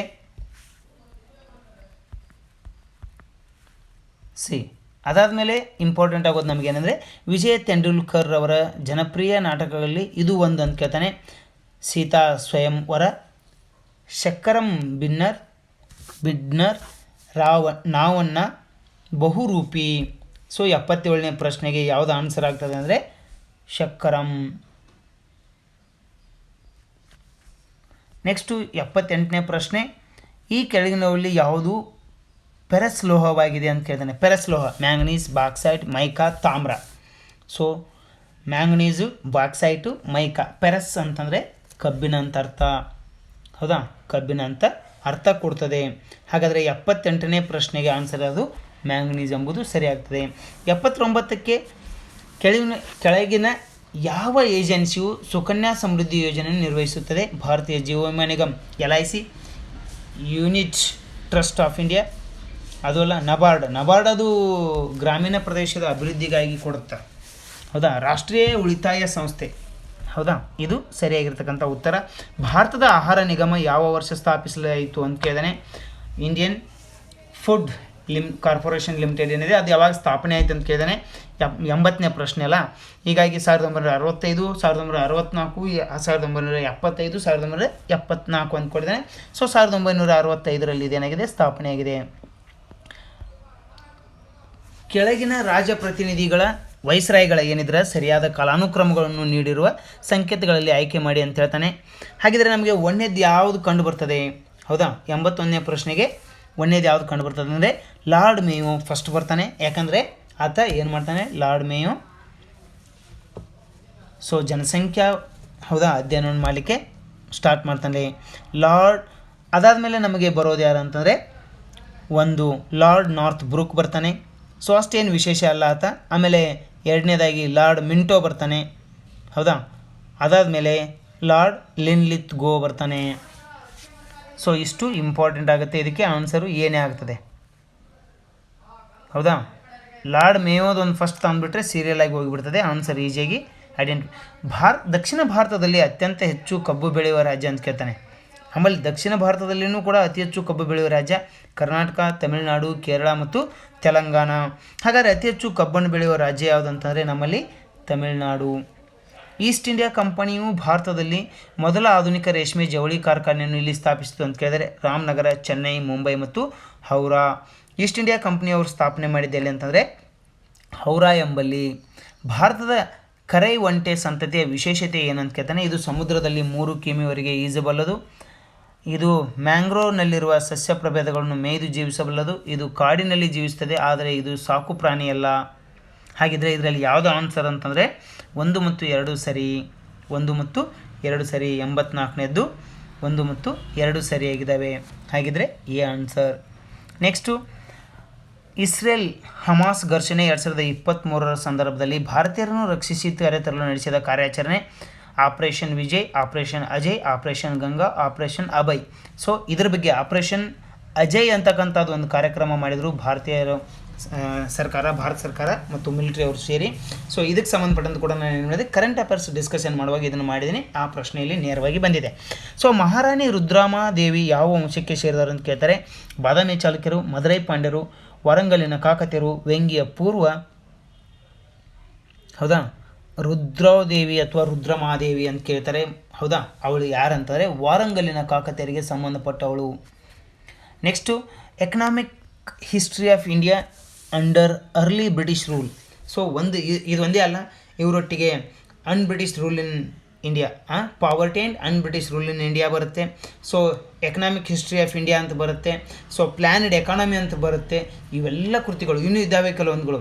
ಅವುಗಳನ್ನು ನಾವೇನಾದರೂ ಒಂದು ಸಲ ಓದ್ಕೊಂಡ್ಬಿಟ್ರೆ ಏನು ಮಾಡ್ಬೋದು, ಈಸಿಯಾಗಿ. ಅಂದರೆ ಈ R.C. ದತ್ತ ಆಯಿತು, ದಾದಾಬಾಯಿ ನವರೋಜಿ ಅವರಾಯಿತು, ಇಲ್ಲ ಅಂತಂದರೆ ವಿಶ್ವೇಶ್ವರಯ್ಯನವರಿಗೆ ಸಂಬಂಧಪಟ್ಟಿದ್ದು ಪ್ರಶ್ನೆಯನ್ನು ಏನು ಮಾಡ್ತಿದ್ದಾರೆ, ರೈಸ್ ಮಾಡ್ತಾ ಇದ್ದಾರೆ. ಸೊ ಆ ಒಂದು ಕಾರಣಕ್ಕಾಗಿ ನಿಮಗೆ ಹೇಳಿದೆ. ಇದಕ್ಕೆ ಆನ್ಸರ್ ಬಂದು R.C. ದತ್ತ ಅವರು ಬರೀತಾರೆ. ಅದೇ ದಾದಾಬಾಯಿ ನವರೋಜಿಯವರು ಡ್ರೇನ್ಡ್ ಥಿಯರಿಯನ್ನು ಬರೀತಾರೆ ಅವ್ರದೊಟ್ಟಿಗೆ. ಹೌದಾ, ಡ್ರೇನ್ಡ್ ಥಿಯರಿಯನ್ನು ಬರೀತಾರೆ. ವಿಶ್ವ ವಿಶೇಷ ಒಲಿಂಪಿಕ್ಸ್ ಕ್ರೀಡೆಗಳು 2023ರಲ್ಲಿ ಭಾರತೀಯರು ಒಟ್ಟು ಎಷ್ಟು ಪದಕಗಳನ್ನು ಗೆದ್ದಿದ್ದಾರೆ ಅಂತ ಕೇಳ್ತಾರೆ. ಈ ಒಟ್ಟಾರೆಯಾಗಿ 202 ಪದಕಗಳನ್ನು ಗೆದ್ದಿದ್ದಾರೆ. ಸೊ ಹಾರ್ವರ್ಡ್ ಲಾ ಸ್ಕೂಲ್ ನೀಡುವ 2023 ಅವಾರ್ಡ್ ಫಾರ್ ಗ್ಲೋಬಲ್ ಲೀಡರ್ಶಿಪ್ನ ವಿಜೇತರು ಯಾರು ಅಂತ ಕೇಳ್ತಾರೆ. ಸೊ ಇಲ್ಲಿ ಹೌದಾ ಡಿ ವೈ ಚಂದ್ರಚೂಡ ಇವರು ಸುಪ್ರೀಂ ಕೋರ್ಟ್ನಲ್ಲಿ ಕಾರ್ಯನಿರ್ವಹಿಸಿದ್ದಾರೆ. ಇದುವರೆಗೂ ಹಾನರರಿ ಅಕಾಡೆಮಿ ಪ್ರಶಸ್ತಿಯನ್ನು ಪಡೆದ ಏಕೈಕ ಭಾರತೀಯ ಯಾರು ಅಂತ ಕೇಳ್ತಾರೆ. ಅಂತಂದರೆ ಎ ಆರ್ ರೆಹಮಾನ್, ಭಾನು ಅತಿಯಾ ಮತ್ತು ರಸೂಲ್ ಪುಕುಟ್ಟಿ. ಆದರೆ ಇದನ್ನು ಪಡೆದವರು ಅಂದರೆ ಸತ್ಯಜಿತ್ ರೇ. ಏಕೈಕವಾಗಿ ಹಾನರರಿ ಅಕಾಡೆಮಿ ಪ್ರಶಸ್ತಿಯನ್ನು ಪಡೆದ ಏಕೈಕ ಭಾರತೀಯ ಅಂದರೆ ಸತ್ಯಜಿತ್ ರೇ. ಸೊ ನ್ಯಾಟೋ ಪಾಶ್ಚಿಮಾತ್ಯ ಒಕ್ಕೂಟದ 31ನೇ ಸದಸ್ಯ ರಾಷ್ಟ್ರವಾಗಿ ಇತ್ತೀಚೆಗೆ ಯಾವುದಂತಂದರೆ ಐರ್ಲ್ಯಾಂಡು ಏನಾಗಿದೆ ಸೇರ್ಪಡೆಗೊಂಡಿದೆ. ಸೊ 91 ಐರ್ಲ್ಯಾಂಡ್ ಅಲ್ಲ, ಫಿನ್ಲ್ಯಾಂಡ್. ಸೊ ನೆಕ್ಸ್ಟ್ ಒನ್, ಈ ಕೆಳಗೆ ನೀಡಲಾಗಿರುವ 4 ರಾಷ್ಟ್ರಗಳ ಗುಂಪಿನಲ್ಲಿ ಯಾವುವು G20 ಗುಂಪಿನ ಸದಸ್ಯ ರಾಷ್ಟ್ರಗಳಾಗಿವೆ ಅಂತ ಕೇಳಿದರೆ ಇದು ಏನಿಲ್ಲ, ಇದರಲ್ಲಿ ಅರ್ಜೆಂಟೀನಾ, ಮೆಕ್ಸಿಕೋ, ದಕ್ಷಿಣ ಆಫ್ರಿಕಾ, ಟರ್ಕಿಗಳು ಏನಿದ್ದಾವೆ ಸದಸ್ಯತ್ವವನ್ನು ಹೊಂದಿದ್ದಾವೆ. ನೆಕ್ಸ್ಟು ಅಂತಾರಾಷ್ಟ್ರೀಯ ಹುಲಿ ದಿನ. ಇದ್ರ ಬಗ್ಗೆ ನಾನು ಫುಲ್ ಡಿಟೇಲಾಗಿ ಡಿಸ್ಕಷನ್ ಮಾಡಿದ್ದೀನಿ. ಹುಲಿ ಬಗ್ಗೆ ಬೇಕಾದರೆ ಈ ಮಂತ್ ಮ್ಯಾಗ್ಝಿನಲ್ಲಿ ಕೂಡ ಇವುಗಳ ಬಗ್ಗೆ ಡಿಟೇಲಾಗಿ ಕೊಡ್ತಾ ಇದ್ದೀನಿ, ಒಂದು ಸಲ ನೋಡ್ಕೊಂಡ್ಬಿಡಿ. ಈ ಮಂತ್ ಮ್ಯಾಗ್ಝಿನನ್ನು ನಾನು ರಿವ್ಯೂ ಕೂಡ ಮಾಡ್ತೀನಿ, ಅದನ್ನು ನೋಡಿ ಏನಿದೆ ಫೀಡ್ಬ್ಯಾಕನ್ನು ಕೊಡಿ ನನಗೆ. ಸೊ ಪ್ರತಿಹಾರ ರಾಜನಾದ ನಾಗಭಟ್ಟ ಎರಡನನ್ನು ಸೋಲಿಸಿದ ರಾಷ್ಟ್ರಕೂಟರ ದೊರೆ ಅಂತ ಹೇಳ್ತಾನೆ ಧ್ರುವ ಕೃಷ್ಣ. ಹೌದಾ, ಗೋವಿಂದ 1. ಇದರಲ್ಲಿ 3ನೇ ಗೋವಿಂದ ಅವರನ್ನು ಏನು ಮಾಡ್ತಾನೆ, ಸೋಲಿಸ್ತಾನೆ. ಸೊ 3ನೇ ಗೋವಿಂದ ಇವರನ್ನು ಸೋಲಿಸ್ತಾನೆ. ಸೊ ಅದಾದಮೇಲೆ 94ನೇ ಪ್ರಶ್ನೆ 3ನೇ ಗೋವಿಂದ. 93ನೇ ಪ್ರಶ್ನೆಗೆ ಸೊ 92 ಬಿ ಸರಿ ಇದೆ. ನೆಕ್ಸ್ಟು 95ನೇ ಪ್ರಶ್ನೆ, ಅಹಮದ್ ನಗರದ ನಿಜಾಂಶಾಹಿ ವಂಶದ ಸ್ಥಾಪಕರು ಯಾರಂತಂದರೆ ಯಾರು? ಅಹಮದ್ ಶಾಹಿ ಮಲಿಕ್. ಹೌದಾ, ಮಲಿಕ್ ಅಹಮದ್ ಅವರು ಇದರ ಒಂದು ನಿಜವಾದ ಸ್ಥಾಪಕರು. ಸೊ ನೆಕ್ಸ್ಟು ಮೇ 2023ರಲ್ಲಿ ಈ ಕೆಳಗಿನ ಯಾವ ಬೂಕರ್ ಪ್ರಶಸ್ತಿ ವಿಜೇತ ಲೇಖಕರು ರಾಯಲ್ ಕಂಪನಿಯನ್ ಆಫ್ ಆನರ್ ಅವಾರ್ಡನ್ನು ಸ್ವೀಕರಿಸಿದಂತಿದೆ? Salman Rushdie, Arundhati Roy, Aravind Adiga, Yann Martel. So ಇದು 96ನೇ ಪ್ರಶ್ನೆ ಆಗಿರೋದ್ರಿಂದ ಸಲ್ಮಾನ್ ರಶ್ದಿ ಅವರು. ನವೆಂಬರ್ 2018ರಲ್ಲಿ ಉದ್ಘಾಟನೆಯಾದ ಗಂಗಾ ನದಿಯ ಮೇಲಿರುವ ಭಾರತದ ಮೊದಲ ಮಲ್ಟಿ ಮಾಡೆಲ್ ಟರ್ಮಿನಲ್ ಯಾವುದಂತಂದರೆ ಒಂದು ವಾರಣಾಸಿ. ಆಮೇಲೆ ಇನ್ನೊಂದು ಹುಬ್ಳಿಯಲ್ಲಿದೆ, ಇನ್ನೊಂದು ನನಗೆ ಕೂಡ ನೆನಪಿಲ್ಲ ಅಷ್ಟೊಂದು, ನೋಡೋಣ ಡಿಸ್ಕಷನ್ ಮಾಡುವಾಗ ಹೇಳಿಕೊಡ್ತೀನಿ. ಕೆಳಗೆ ನೀಡಲಾಗಿರುವ ಪಟ್ಟಿ 2ರೊಟ್ಟಿಗೆ ಏನು ಹೊಂದಿಸಬೇಕು. ಹೌದಾ, ಹಾಗಾದರೆ 98ನೇ ಪ್ರಶ್ನೆಗೆ ಯಾವುದು ಆನ್ಸರ್ ಆಗ್ತದೆ ಅಂತಂದರೆ ನೋಡ್ಕೊಂಡು ಹೋಗೋಣ. ಒಂದೇದು national institute of animal welfare ಎಲ್ಲಿದೆ ಅಂತಂದರೆ ಇದಿರೋದು. ಹೌದಾ, ಇದಿರೋದಿಲ್ಲ ಅಂತಂದರೆ ಫರೀದಾಬಾದ್ನಲ್ಲಿ. ಜಿಯೋಲಾಜಿಕಲ್ ಸರ್ವೆ ಆಫ್ ಇಂಡಿಯಾ ಎಲ್ಲಿದೆ ಅಂತಂದರೆ ಇದು ಕೋಲ್ಕತ್ತಾದಲ್ಲಿದೆ. Wildlife institute of India ಎಲ್ಲಿದೆ ಅಂತಂದರೆ ಇದು ಡೆಹ್ರಾಡೂನಲ್ಲಿ. Wildlife crime control bureau ಎಲ್ಲಿದೆ ಅಂತಂದರೆ ನವದೆಹಲಿಯಲ್ಲಿದೆ. ಇದು ಬಿ ಆನ್ಸರ್ ಸರಿ ಆಗ್ತದೆ ನೇರವಾಗಿ. So B. ನೆಕ್ಸ್ಟು ಈ ಕೆಳಗೆ ನೀಡಲಾಗಿರುವ ಪಟ್ಟಿ 1 ಮತ್ತು ಪಟ್ಟಿ 2ರೊಟ್ಟಿಗೆ ಹೋಲಿಸಲೇಬೇಕು. ಓಡೋಂಟಾಲಜಿ ಅಂತಂದರೆ ಇದೇನು? ಹಲ್ಲುಗಳ ಬಗ್ಗೆ. ಅರ್ನಿಥಾಲಜಿ ಅಂದರೆ ಪಕ್ಷಿಗಳ ಬಗ್ಗೆ. ಅಪಿಯೋಲಾಜಿ ಅಂತಂದ್ರೆ ಏನು? ಓಡೋಂಟಾಲಜಿ ಹಲ್ಲುಗಳ ಬಗ್ಗೆ. ಆಮೇಲೆ ಓಸ್ಟೋಲಜಿ ಅಂತ ಕೊಟ್ಟಿದ್ದಾರೆ. ಆಸ್ಟಿಯೋಮೆಲಾಸಿಸ್ ಅನ್ನೋದನ್ನು ನಾವು ಏನು ಅಧ್ಯಯನ ಮಾಡ್ತೀವಲ್ಲ ಅಲ್ಲಿ ನಾವು ಇದನ್ನು ಇಂಗ್ಲೀಷಲ್ಲಿ ನೋಡಿಬಿಟ್ರೆ ಬೇಗ ನಾವು ಮೂಳೆ ಅಂತ ಐಡೆಂಟಿಫೈ ಮಾಡ್ಬೋದಾಗಿತ್ತು. ಅದಾದಮೇಲೆ ನಮಗೆ ಯಾವುದು ಅಫಿಯೋಲಜಿ ಅಂದರೆ ಹಾವುಗಳ ಬಗ್ಗೆ ಅಧ್ಯಯನ ಮಾಡೋದು. ಇದಕ್ಕೆ ಆನ್ಸರ್ ಯಾವುದಂತಂದರೆ ಬಿ ಸರಿಯಾಗ್ತದೆ, BDAC. ಹೌದಾ, P1 ಕೂಡ ಕಂಡುಹಿಡಿದ್ರು ನಾವು ಹಾಕೋಬೋದು ಆನ್ಸರು ನೋಡಿ. ನೆಕ್ಸ್ಟು ಕೊನೆಯ ಪ್ರಶ್ನೆ, ಕೆಳಗಿನವರುಗಳಲ್ಲಿ ಭಾರತದ ಕೊನೆಯ ಗವರ್ನರ್ ಜನರಲ್ ಯಾರಂತ ಕೇಳ್ತಾರೆ. ಭಾರತದ ಕೊನೆಯ ಗವರ್ನರ್ ಜನರಲ್ ಅಂತ ಲಾರ್ಡ್ ಮೌಂಟ್ ಬ್ಯಾಟನ್ ಕೂಡ ಬರ್ತದೆ. ಅಷ್ಟೇ ಅಲ್ಲ, ಭಾರತದ ಕೊನೆಯ ಭಾರತೀಯ ಗವರ್ನರ್ ಜನರಲ್ ಯಾರು ಅಂತ ಕೇಳಿದರೆ ಭಾರತೀಯ ಅಂದಾಗ ರಾಜಗೋಪಾಲಾಚಾರಿ ಬರುತ್ತೆ. ಸೊ ಅವರೇ ಕೊನೆಯದಾಗಿ ನಮ್ಮಲ್ಲಿ ಏನಾಗಿದ್ರು ಅಂಥೇಳಿ ಆನ್ಸರ್ ಕೂಡ ನಾನು ಬಿನೇ ಮಾಡ್ತಾಯಿದ್ದೀನಿ. ನೋಡೋಣ ಕೆ ಆನ್ಸರ್ ಬಂದಮೇಲೆ ಏನು ಬರ್ತದೆ ಅಂತ. So thanks for watching. Let's meet again in